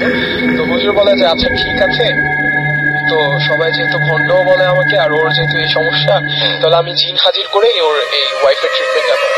তখন হচ্ছে লোকজন বলা স্টার্ট করে একটা ভণ্ড সবাইকে দেখা সবাই একটা জায়গা থেকে বাড়ির বাইরে সবাই ওখানে গোল করে এসে বসবেন, আমি মাঝখানে থাকবো, ওই দিন জিন আপনাদেরকে মিষ্টি খাবো, এটা কথা দিলাম। তো এইটা আর কি গ্রামে একটা আলোড়ন সৃষ্টি হয়ে যায় যে জিন নাকি এরকম মিষ্টি খাবে, চলো দেখে আসা যাক কিভাবে এই হুজুরটা নাকি জিন হাজির করবে, যাক দেখে আসা যাক। তো ভাইয়া ওই ঠিক সময় মতো সবাই চলে আসে, আসার পরে ওই লোকটা মাঝখানে বসে এবং ভাইয়া গোল করে সবাই ওনাকে ঘিরে বসে থাকে। তো হঠাৎ করে ভাইয়া মানে 10 মিনিট বা 5 মিনিট আগে ওই লোকটা বলে ওঠে যে এখন আর 5 মিনিটের মধ্যে জিন মিষ্টি নিয়ে হাজির হবে, সবাই রেডি থাকে। আর হঠাৎ করে একটা টাইমে এক ঝাঁক কবুতর মিনিমাম 1 থেকে 150 কবুতর হঠাৎ করে এসে ওই যে বাড়ির চালটা আছে ওই ছাদের উপরে হঠাৎ করে এসে বসে, এবং চারদিককার যে লোকজন সবাই কবুতরের দিকে মানে তাকায়, ঠিক প্রত্যেকের সামনে একটা করে মিষ্টি ছিল। এবং এটা হচ্ছে অবাকজনক সবচেয়ে বিষয় ছিল, কারণ লোকজনও সেখানে 200 মতো ছিল। সবার মানে ওই 1 সেকেন্ড বা 2 সেকেন্ডের মধ্যে সবার কাছে মিষ্টি সার্ভ করাটাও ইম্পসিবল। তো হঠাৎ করে কি সে দিল বা কি দিল এটা মানে সবাই বুঝতে পারে যে আসলে এখানে কিছু একটা আছে। তো এরপরে হচ্ছে বললো ওই লোকটা বললো যে যেহেতু আপনাদেরকে এখন বিলিয়ে হয়েছে তাহলে আমি হচ্ছে ওর ট্রিটমেন্টটা স্টার্ট করি। এরপরে ভাইয়া ট্রিটমেন্ট করে মোটামুটি ভাইয়া তারা আলহামদুলিল্লাহ দুইজনই এখন সুস্থ এবং এখন তারা এখনো খুব ভালো আছে। এই ছিল ভাই আমার story. Thank you so much. Most welcome. আমরা চলে যাবো এখন আবারও আপনার ভাইয়ের কাছে, এবং আপনাদের আরো ঘটনা আছে সেগুলো আমরা শুনবো, এবং আশা করছি আপনাদের ঘটনাগুলো ভালো লাগছে। চলুন শুনে আসি আপনার ভাইয়ের কাছে তার পরবর্তী ঘটনাটি। ধন্যবাদ রাসেল ভাই।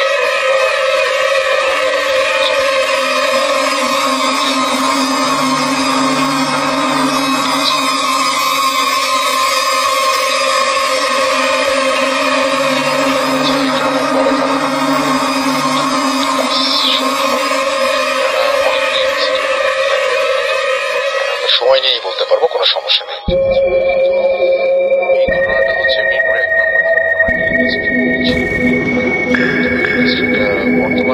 আছে, জায়গাটা আছে, ওখানে ইন্ডাস্ট্রিটা নেই। আচ্ছা, অনেক কারণবশত আমি শিফট করে এই ইন্ডাস্ট্রিটা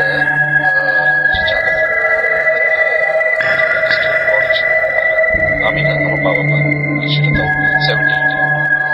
তার আগে এখানে যারা আদিবাসী যারা থাকতেন, স্থানীয়রা যখন এখানে থাকতেন, যখন তখন আমার এই ব্লকটার ভিতরে একটা সাইড আচ্ছা, এটা আপনি জানতেন আগে? আমরা যখন পাই তখন ওই গোরস্থান সবই পাই। আমার দাদার ইনস্ট্রাকশনে আমার বাবাকে সে বলেছিল সবাই তো একসময় নিচে যেতে হবে, মানে নিচে যেতে হবে, সুতরাং এটা তুই ভাঙিস। আচ্ছা, এটা আলাদা করে রাখ। আমার আব্বা ওটাই বলেছেন, আলাদা করে স্থাপন। আমাদের জানা মতে ওখানে প্রায় 7-8টার মতো কবর আছে। জায়গাটা ছোট, ধরুন আপনার সব মিলিয়ে 10 ফিট বাই 10 ফিট জায়গা, কিন্তু ওই একই জায়গার ভিতরে কয়েকবার কবর দেওয়া হয়েছে।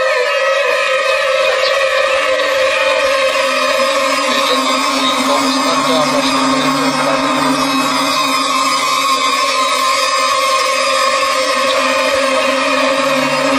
যাদের ফ্যামিলি মেম্বারদের ওখানে দেওয়া হয়েছে, ওনারা একমাত্র আমাদের কাছে পারমিশন নিয়ে ওখানে মাঝে মাঝে জিয়ারত করতে আসেন, 1 বছর জিয়ারত করতে আসেন, এছাড়া কিছু। তো মোটামুটি 80-র দশকের দিকেও কিছু আলামত পাওয়া গেছে, ওখানে যে কিছু স্পিরিচুয়াল ব্যাপার আছে, এন্টিটিস আছে, পাওয়া গেছে।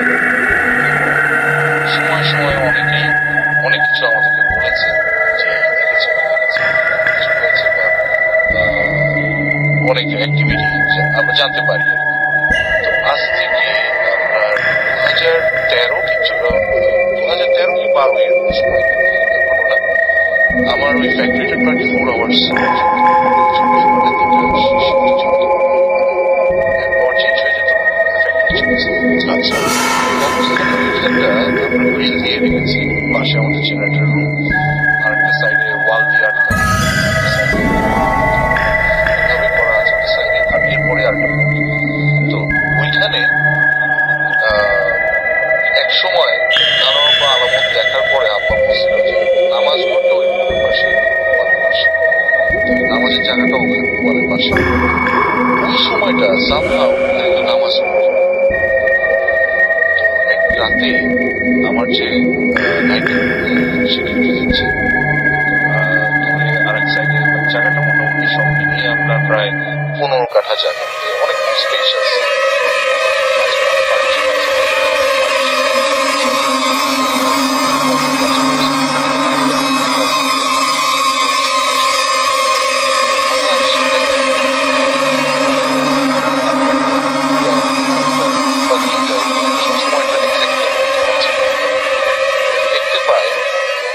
লম্বা চওড়া একটা মানুষ, দাঁড়িয়ে আছে, স্পষ্ট দেখছেন একদম। আমি না, আমার নাইট স্পষ্ট দেখছি। আচ্ছা, স্পষ্ট দেখছি যে মানুষ দাঁড়িয়ে আছে, ওখানে কোনো আলো নেই, মানে আবসা আলোর ভিতরে যা দেখছে যতটুকু দেখা যায়। সে বললো যে কে ওখানে, লাইনটা বলছে। লোকটা কটমট দৃষ্টিতে তাকিয়ে তাকান, ভালো লাগেনি আমার কাছে ব্যাপারটা, কটমট দৃষ্টিতে তাকিয়ে তাকায় নিয়ে বলার আগে যেটা বসে একটু আগিয়ে আসলো, কাছে 5 ফিটের গ্যাপের ভিতর চলে আসলো। তখন আমার নাইটের দেখে আরো ভয় পেয়ে গেল। লোকটা মানুষের অবয়ব, কিন্তু মানুষের মতোই দেখতে, কি যেন জল জল করছে চোখগুলা, লাল। বলতেছে তোদেরকে বলছিলাম যে যেভাবে এখানে চলা উচিত সেভাবে তোরা চলছিস না। একদম স্পষ্ট মানুষের মতো করে বলছে, মানুষের মতো বলছে, ওরা সেভাবে চলছিস না, তোদের কিন্তু ক্ষতি হবে। এরপরে অজ্ঞান হয়েছে অজ্ঞান হওয়াতে একটু পরে ওখান থেকে লোকজন তো একটু পরপরই যাতায়াত করে, দেখে যে ও পড়ে আছে, মায়ের গায়ে দিয়ে যখন উঠালো তখন সে আর কি এই ঘটনাটা বলল। এর কিছুদিন পরে আমার একদম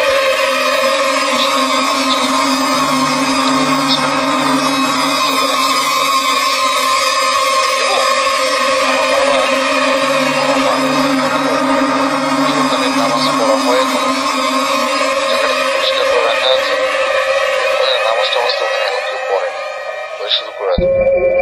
আচ্ছা ঠিক আছে, আমরা এটা মিলা দিয়ে আবার নামাজ টামাজ পড়া শুরু করে দিলাম, অবস্থা শুরু করে দিলাম। মাঝখানে অনেকদিন ছিল না। একদিন রাতের বেলা আমি অনেক সময় রাতের বেলা প্রোডাকশন শুনেছি, পরের প্রোডাকশন রাতের বেলা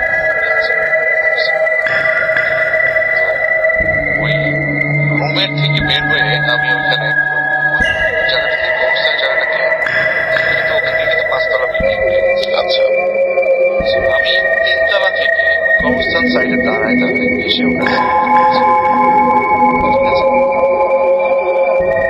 আমি জাস্ট ফিল করলাম পিছন থেকে অল্প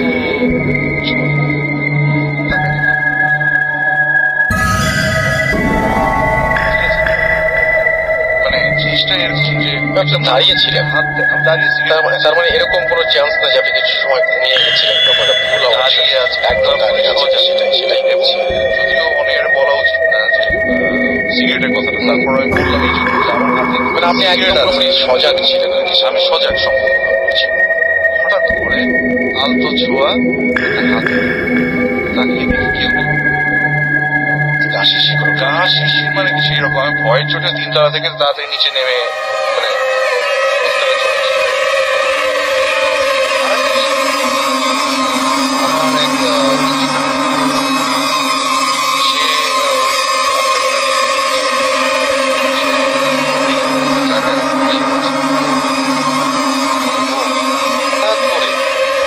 তার উপর মানে প্রচন্ড রকমের মারধর শুরু হয়ে গেল।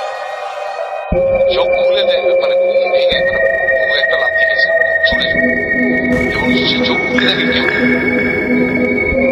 পরে ওই নাইট গার্ডকে আবার বলছে যে ভাই আমাকে কে যেন মেরে দৌড়তেছে, না কেউ তো মারেনি, সিসিটিভিতে চেক করার পর দেখে যে কেউ না, সে হঠাৎ মানে 2বার ঝাঁকি দিল, সে ঘুম থেকে উঠলো, ওঠার পর সে নাইট গার্ডের ওই যে রুম ওইদিকে চলে গেল। তারপর সে স্বীকার করলো রাত্রেবেলা সে সামহাও একটু নাপাক ভাবেই ঘুমিয়েছে। আচ্ছা, এবং জায়গাটা হচ্ছে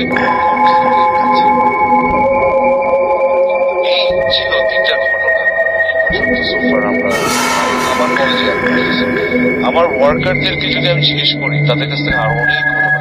এই যে আপনার যে কারণে আপনি যাই কিছু যে সব আপনি কি মনে করেন যে এগুলো প্যারানর্মাল, আপনাকে সরে আসতে হয়েছে যে ওখান থেকে, এটা কি একটু প্যারানর্মাল ঘটনাগুলো জড়িত?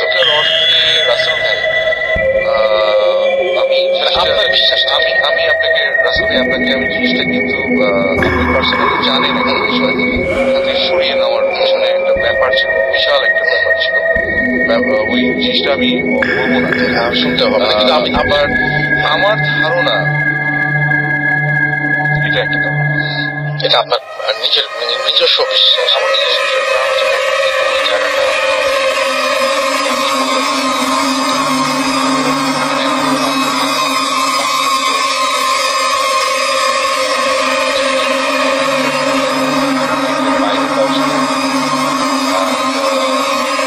আমার নাইট গার্ডকে যদি আমি জিজ্ঞেস করি ও আর অনেক ঘটনা রিসেন্ট হয়ে তোমাকে বলবো। এরপরে যে বড় একটা ওখান থেকে যে সরে আসার কারণটা, এটা আমরা আমাদের ফ্যামিলিতে এটা বিশ্বাস করি যে এটা একটা কারণ, কেননা ওখানে আমরা তো আর সবসময় থাকি না, সব রকম মানুষ। তার মানে এই যে উপদ্রব জীবনের মতো আপনার ওখানে ব্যাপারগুলো শুধুমাত্র আপনি জানতেন তা না, আপনার ফ্যামিলি মেম্বাররাও জানতেন। আর তার চেয়ে আপনার সাথে ছাড়া আপনার গার্ড বা আপনার সাথে যারা আপনার কলিগস তাদের ছাড়া আপনাদের ফ্যামিলির অন্য কেউ যখন গেছেন তখন তারাও কি কিছু ফিল করেছেন? রাতের বেলা আসলে আমার ফ্যামিলি অন্য কেউ থাকতো না।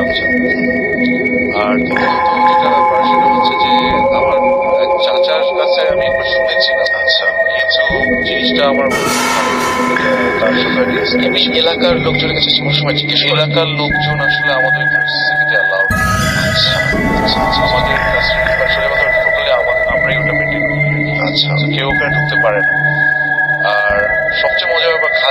আগের দিন চলে গেছে।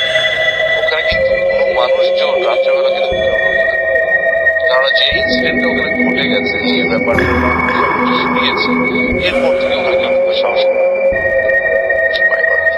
ওকে, থ্যাংক ইউ সো মাচ। আপনাকে অনেক ধন্যবাদ। আপনার তো ঘটনা শেষ আজকে।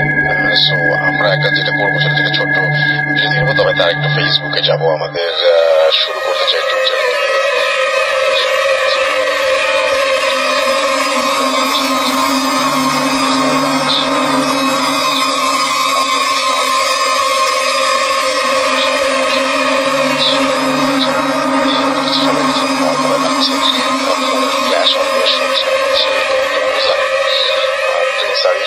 আপনার ভাইয়ের ঘটনাটা বেশ ভালো ছিল, আমার সাথে লিখেছেন, দেখতে পাচ্ছি।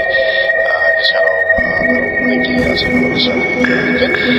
এমনি ইফতেখার আলম লিখেছেন যে পুলিশ কর্মকর্তার ঘটনাটা বেস্ট, আমাদের সাথে আছেন, দেখতে পাচ্ছি। এছাড়াও তন্ময় ইসলাম সৈকত আছেন আমার সাথে। বদরুদ্দোজা বাঁধন আমাদের সাথে আছেন। আমাদের সাথে ইভান আহমেদ অপূর্ব আছেন, আমাদের সাথে আছেন। টাঙ্গিল এমটি, আচ্ছা এটা আমি বুঝলাম না। সোহানুর আবেদন, সোহানুর আবেদিন আমাদের সাথে আছেন। আমাদের সাথে আছেন তাজিম রহমান। এছাড়াও শামসুল ইসলাম হাসান আমাদের সাথে আছেন। From Qatar, nice so much. আমাদের সাথে এতক্ষণ পরে থাকা দুর্জয় রয় আমাদের সাথে আছেন, আমাদের সাথে আছেন, দেখতে পাচ্ছি। এছাড়াও সোহানা ফারুক, ইমেলটা ভালো ছিল আমাদের সাথে। এছাড়াও আশিফুল আনাম আমাদের সাথে আছেন, খুলনা থেকে শুনছেন। ময়ূর সাগর আমাদের সাথে আছেন, আমাদের সাথে আরো অনেকেই আছেন। থ্যাংক ইউ ভেরি মাচ আমাদের সঙ্গে থাকার জন্য। আপনারা যারা এই মুহূর্তে দেখতে পাচ্ছি যারা দেশের বাইরে থেকে শুনছেন, যেমন ঈদ আপনারা এবং সামনে ঈদ এবং আমাদের বার্থডে, আপনাদের যদি কোনো কিছু বলতে ইচ্ছা করে যারা দেশের বাইরে রয়েছে তারা একটু আপনারা আমাদেরকে ইনবক্স করবেন। ট্রুথ এফএম এর পেজে এবং রেডিও ফুডের পেজে ইনবক্স করবেন, আমরা সেটা বলার চেষ্টা করবো।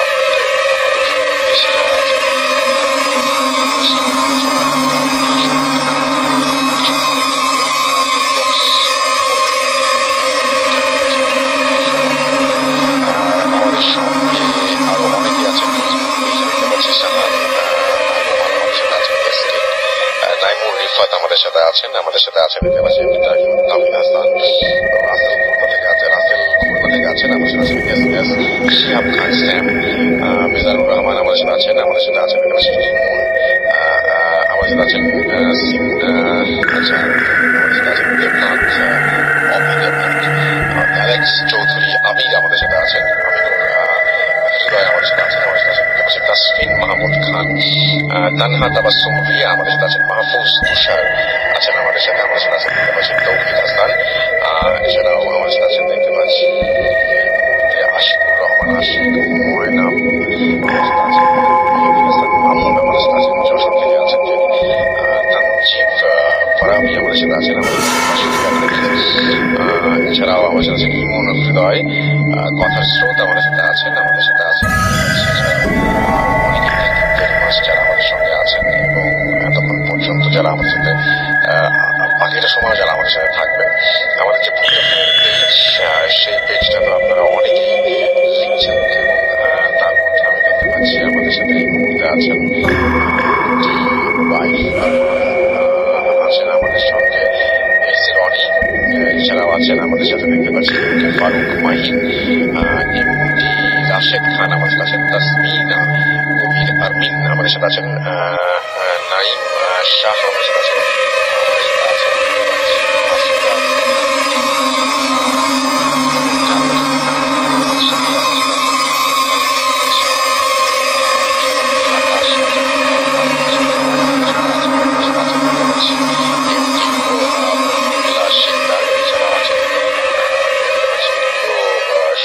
সৌরভ আমাদের সাথে আছেন, দেখতে পাচ্ছি। Ahmed Shams, thank you so much যারা আমাদের সঙ্গে আছেন এবং পুরো সময় আমাদের সঙ্গে থাকতে চান, আপনাদেরকে অনেক অনেক ধন্যবাদ। আমরা ছোট্ট একটা বিরতি নেবো এবং বিরতির পরে আবারও ফিরে আসবো আশা করছি। সেই পর্যন্ত আপনারা আমাদের সঙ্গেই থাকবেন। এখন শুনবেন ডেঙ্গু সচেতনতামূলক সতর্কবার্তা। শেখ হাসিনার নির্দেশ, ডেঙ্গু মুক্ত পরিচ্ছন্ন স্টপ, অ্যাকোরিয়াম, ফ্রিজ, এসি বা অন্য কোনো জায়গায় পানি জমতে দেবেন না।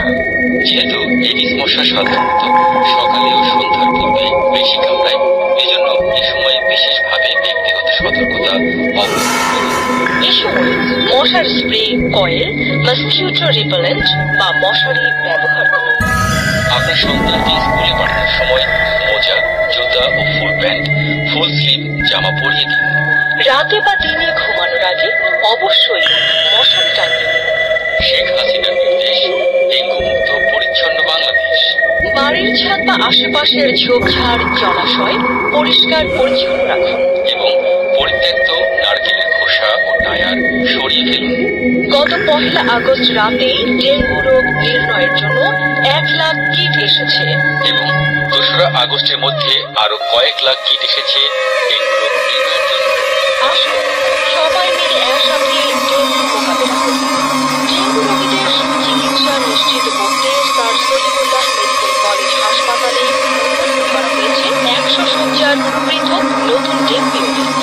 শেখ হাসিনার নির্দেশ, পরিষ্কার পরিচ্ছন্ন রাখুন পরিবেশ। চাই ডেঙ্গু মুক্ত বাংলাদেশ। পরিবেশ রাখি পরিষ্কার, বন্ধ হবে ডেঙ্গুর বিস্তার। ডেঙ্গু মুক্ত দেশ চাই, পরিষ্কার পরিচ্ছন্নতার বিকল্প নাই। জমে থাকা পানি যেখানে, ডেঙ্গু মশার জন্ম সেখানে। আসুন জেনে নিই ডেঙ্গু প্রতিরোধে করণীয়।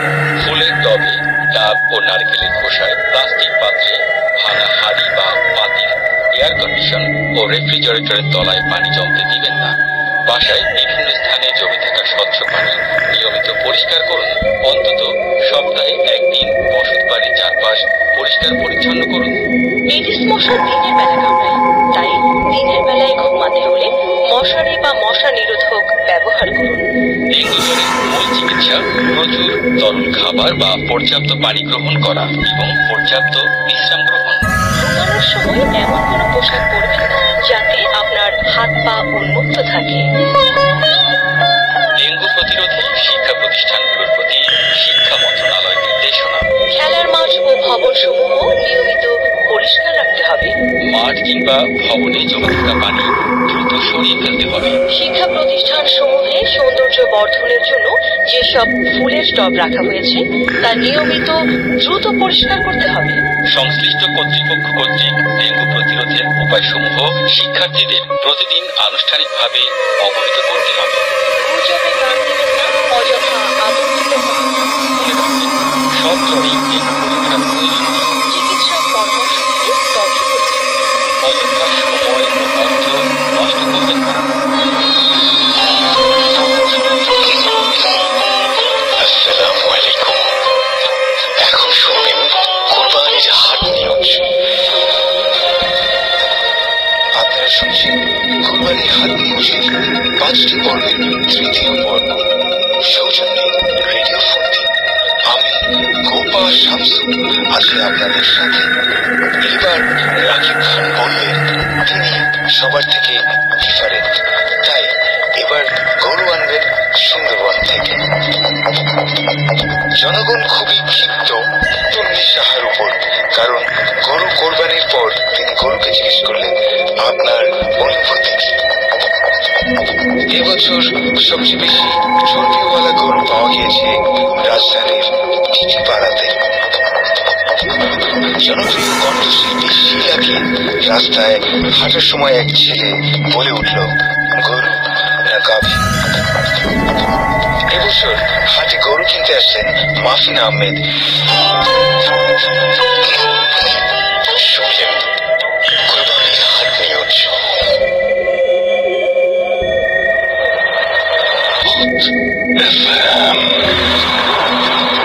The night comes alive. বিশ্বাস করা না করাটা আপনার ব্যাপার।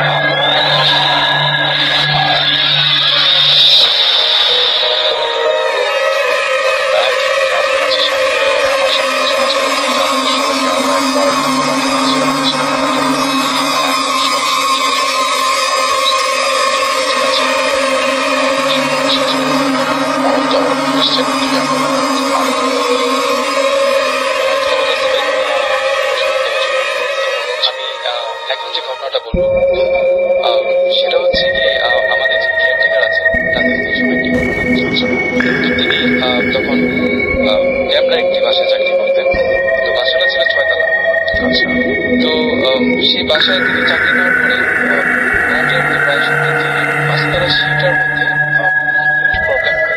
মাঝে মাঝে দেখা যায় সেখানে কিছুটা দাঁড়িয়ে আছে।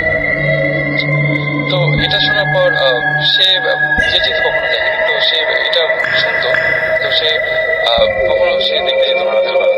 একদিন যেদিন ঘটনাটা ঘটে, তো রাতের বেলা সে ট্যাঙ্কিতে পানি আছে কিনা সেটা চেক করার জন্য রাতের বেলা উঠতে যায়। তখন তার মনে পড়ে কথাটা যে পাঁচতলা সিঁড়িটায় সমস্যা আছে, সেখানে কিছুটা দেখা যায়। তো তিনি তখন তার এমনি মনে হয় যে সত্যি পাঁচতলা সিঁড়ির ওখানটায় কেউ একজন দাঁড়িয়ে আছে, লম্বা কিছুটা দাঁড়িয়ে আছে। তো সে তার পকেট থেকে মোবাইলে যে ছোট ছোট টর্চটা সেটা সেখানে মারে, দেখেছে কিছুই নেই। তো সে মনে সে ছাদে উঠে যায়। তো রাসেলে তাদের ছাদে যে দরজাটা স্টিলের দরজা এবং সেটা অনেক পুরোনো দরজা হয়, তো সেটা খোলার সময় মানে অনেক শব্দ হয়। তো তিনি যখন ট্যাঙ্কিতে পানি আছে কিনা সেটা চেক করছিলেন, তো তখন তিনি শুনতে পান যে তিনি দরজাটা খুলছে।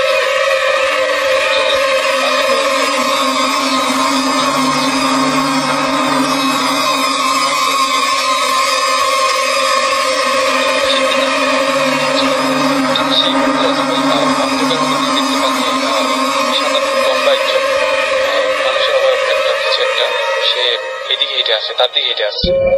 তো সে ভালো করে লক্ষ্য করে রাস্তাটা দেখতে পান যে আসলে যে জিনিসটা তার দিকে এগিয়ে আসছে সেটা আসলে সোজা হাঁটছে না, সেটা উল্টো হাঁটছে।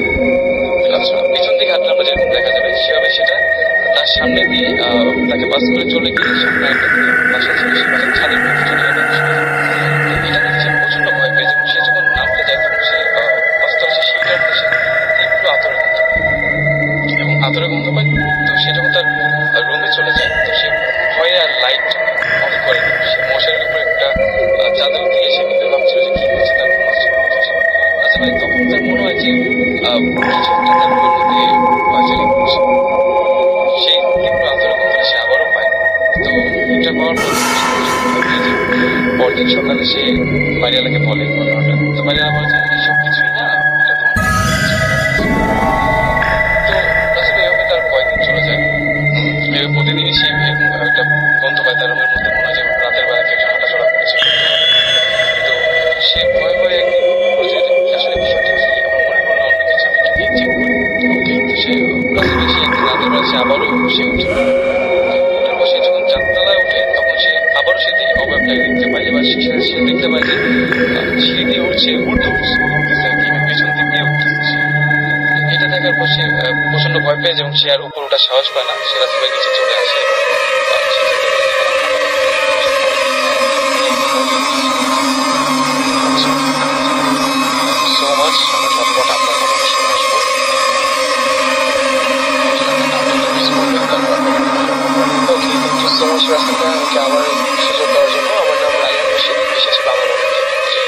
আচ্ছা, আমার যে স্টোরিটা ভাইয়া, এটা আমার হচ্ছে হুজুরের কাছ থেকে শোনা।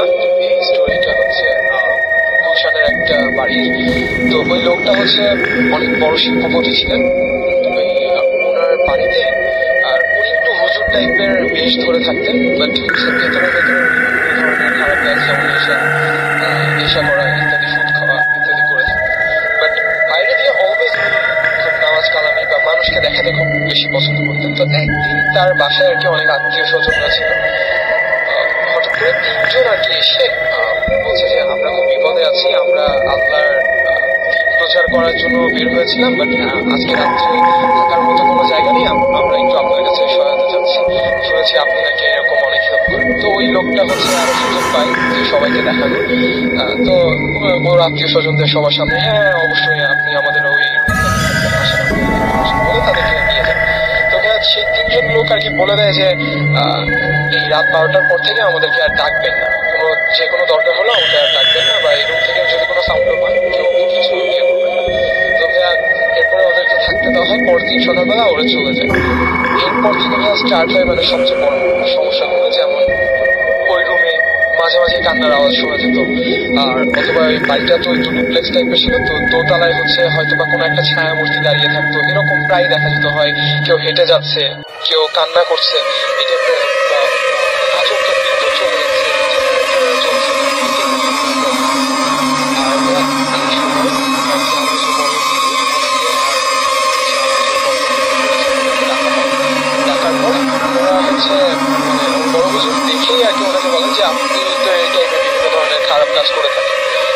যেহেতু এই সামনে অনেক লোক ছিল, তো ওই লোকটা আমার হুজুরকে ধরে মারতে যাওয়ার পরে হুজুরটা বলে যে আচ্ছা ঠিক আছে আমি চলে যাচ্ছি, আর এই জিনিসটা যদি পরে আপনাকে কোনো ক্ষতি করে আমি এর জন্য দায়ী না। তো তখন হুজুরকে ওই লোকটা এসে আবার সরি টরি বলে জড়িয়ে ধরে বলে কি ভাই আমি আপনার সাথে কোথায় দেখা করবো বলুন, আমি একটু দেখা করতে চাই আপনার সাথে। পরে সন্ধ্যাবেলায় হুজুরের অ্যাড্রেস নিয়ে হুজুরের অফিসে আসে ওই লোকটা, এসে বলে যে হ্যাঁ ভাই আমি করি এরকম, এই গেস্ট রুমেই আমার এরকম নেশা টেশা করতাম অলওয়েজ। তো বলে যে আচ্ছা ঠিক আছে, ওই লোকটা আর কি আপনাদেরকে আপনাকে বিশেষ করে শিক্ষা দেওয়ার জন্য আপনাকে ধ্বংস বা আপনার ব্যবসা পতন বিভিন্ন ধরনের ঝামেলার জন্য কিছু একটা হয়তো ওই বাড়িতে বলেছে, আমি আজকে রাত্রে আবার আপনার বাড়িতে যাবো। এরপরে ভাইয়া হুজুরের বাড়িতে যাওয়ার পরে ভাইয়া 3টা তাবিজ ওই রুমটাতে, একটা বালিশের নিচে মানে বিছানার নিচে ছিল, আর একটা বাথরুমে ছিল, আর একটা ওনার পেছনে। এরপরে ভাইয়া হুজুর ওইখানে জমজম পানি দিয়ে সামথিং কিছু একটা করে, আর ভাইয়া 11টা পিন দেয় এবং 11টা ভাইয়া গামছা নিয়ে ওই পুরো বাসার চারদিকে মেরে দেয়, দিয়ে বলে যে এই বাসাটা খুব খারাপ একটা জিনিস রয়েছে, ওই মানে তাবিজটা ফেলানোর কারণে কোনো একটা খুব খারাপ জিনিসে আচরণ করেছিল, যেটার কারণে আর কি ওই লোকটার অনেক বিভিন্ন ধরনের সমস্যা হতে পারতো। তো এর আরেকটা নির্দিষ্ট দিনও দিয়ে দেয় যে এই কয়েকদিনের মধ্যে আপনার এই বাসায় থাকবেন না, এরপরে আবার আসবেন, এসে দেখবেন যে মোটামুটি ইনশাল্লাহ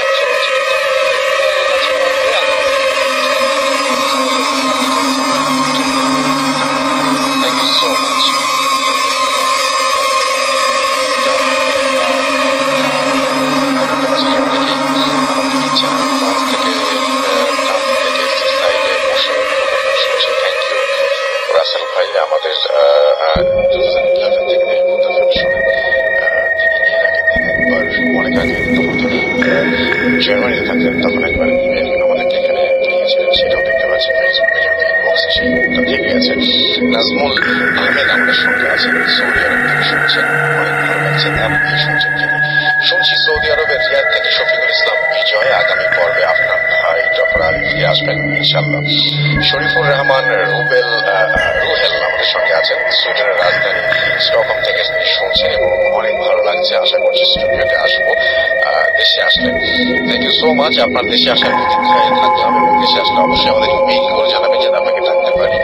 নূপুর ভট্টাচার্য লিখেছেন যে অল দ্য বেস্ট ফর আচ্ছা তিনি ওই যে বলতে পারেন যেটা আপকামিং 9th ইয়ার্সের আমরা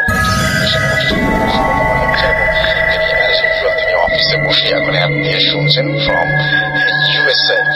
thank you so much Nupur Bhattacharya আমাদের সম্পর্কে থাকার জন্য। আশা করছি আপনি সবসময় আমাদের সাথে আছেন এবং আমাদের কাছাকাছি আছেন, এবং আপনার কোনো ঘটনা থাকলে আপনিও লিখে পাঠাবেন। হ্যালো ভাইয়া, অন ফ্রম নিউ ইয়র্ক। আজকের ওয়েদারটা অনেক ক্লাউডি, এই ক্লাউডি ওয়েদারে কারে ফুল সাউন্ড দিয়ে ফুল এফএম শুনতে শুনতে ড্রাইভ করছি, সেটা তিনি লিখেছেন। আর বেশ থ্রিলিং লাগছে তার কাছে, keep it up and advanced thank you so much. এবং ক্লাউডি থাকা যেহেতু ভালোই, কারণ নিউ ইয়র্কে এই সময়টাতে একদম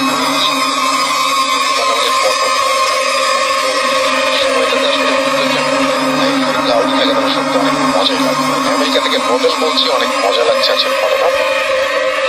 আমাদের সাথে আছেন রিত মজুমদার এবং তিনি ওমান থেকে শুনছেন। আসসালামু আলাইকুম ভাই, আশা করি ভালো আছেন। আমি দাম্মাম সৌদি আরব থেকে লাইভ শুনছি, কাজের ব্যস্ততার মাঝেও মিস করি না। গত ঈদে কোনো স্পেশাল এপিসোড পাইনি, আশা করবো এই আশাটা পূরণ হয়, ঈদে থাকবে এবং ঈদ এবং বার্থডে উপলক্ষে নেক্সট যে শুক্রবার সেই শুক্রবার স্পেশাল এপিসোড থাকবে। সামাদ ইসকে আমাদের সাথে আছেন ওয়েস্ট বেঙ্গল মুর্শিদাবাদ থেকে। রাসেল ভাই আশা করি ভালো আছেন। আমি জুয়েল শুনছি বাহরাইন থেকে, ভূত এফএমের অনেক বড় ফ্যান। আমার সাথে নিহাল রেজা আছেন, লিখছেন তিনি হ্যালো রাসেল ভাইয়া ফ্রম ইন্ডিয়া। আজকে ইন্ডিয়া থেকে শুনছেন, খুব ভালো লাগছে। আমি শাকিল কুয়েত থেকে শুনছি অ্যাপ দিয়ে, আমি ভূত এফএমের অনেক বড় fan. Thank you so much যারা আমাদের সঙ্গে আছেন এবং যারা আমাদের সঙ্গে এতক্ষণ পর্যন্ত ছিলেন, এবং আশা করছি যে আপনারা সবাই ভালো আছেন, সবসময় ভালো দলে থাকবেন এবং অনেকে ঢাকা ছাড়ছেন, অনেকের সামনে ঈদ নিয়ে অনেক ব্যস্ততা, অনেকে হয়তো গরুর হাট থেকে ফিরছেন। যে যেখান থেকে যেখানেই থাকেন না কেন এবং যেখান থেকে ফেরেন না কেন এবং যেমনই থাকেন না কেন, আশা করছি যে ঈদটা অনেক আনন্দে কাটবে। এবং এই ঈদের অগ্রিম শুভেচ্ছা আপনাদের সবার জন্য। আপনাদের যারা ঢাকা ছাড়ছেন তাদের যাত্রা শুভ হোক এবং প্রিয়জনদের কাছে সুস্থভাবে পৌঁছান এবং সুস্থভাবে আবার ঈদ করে ঢাকায় এছাড়া ঢাকা দেখতে পাচ্ছি একেবারেই শান্ত শিষ্ট সবকিছু মিলিয়ে ঢাকার চেহারা পুরোপুরি চেঞ্জ হয়ে গেছে। সুতরাং আপনাদের অপেক্ষায় এই শহর চাইবে, এই শহর আপনারা আবার সুস্থ হবে ফিরে আসুন আমাদের মাঝে, এবং যে কাজ আছে বলে আমরা কর্মক্ষেত্রে সময়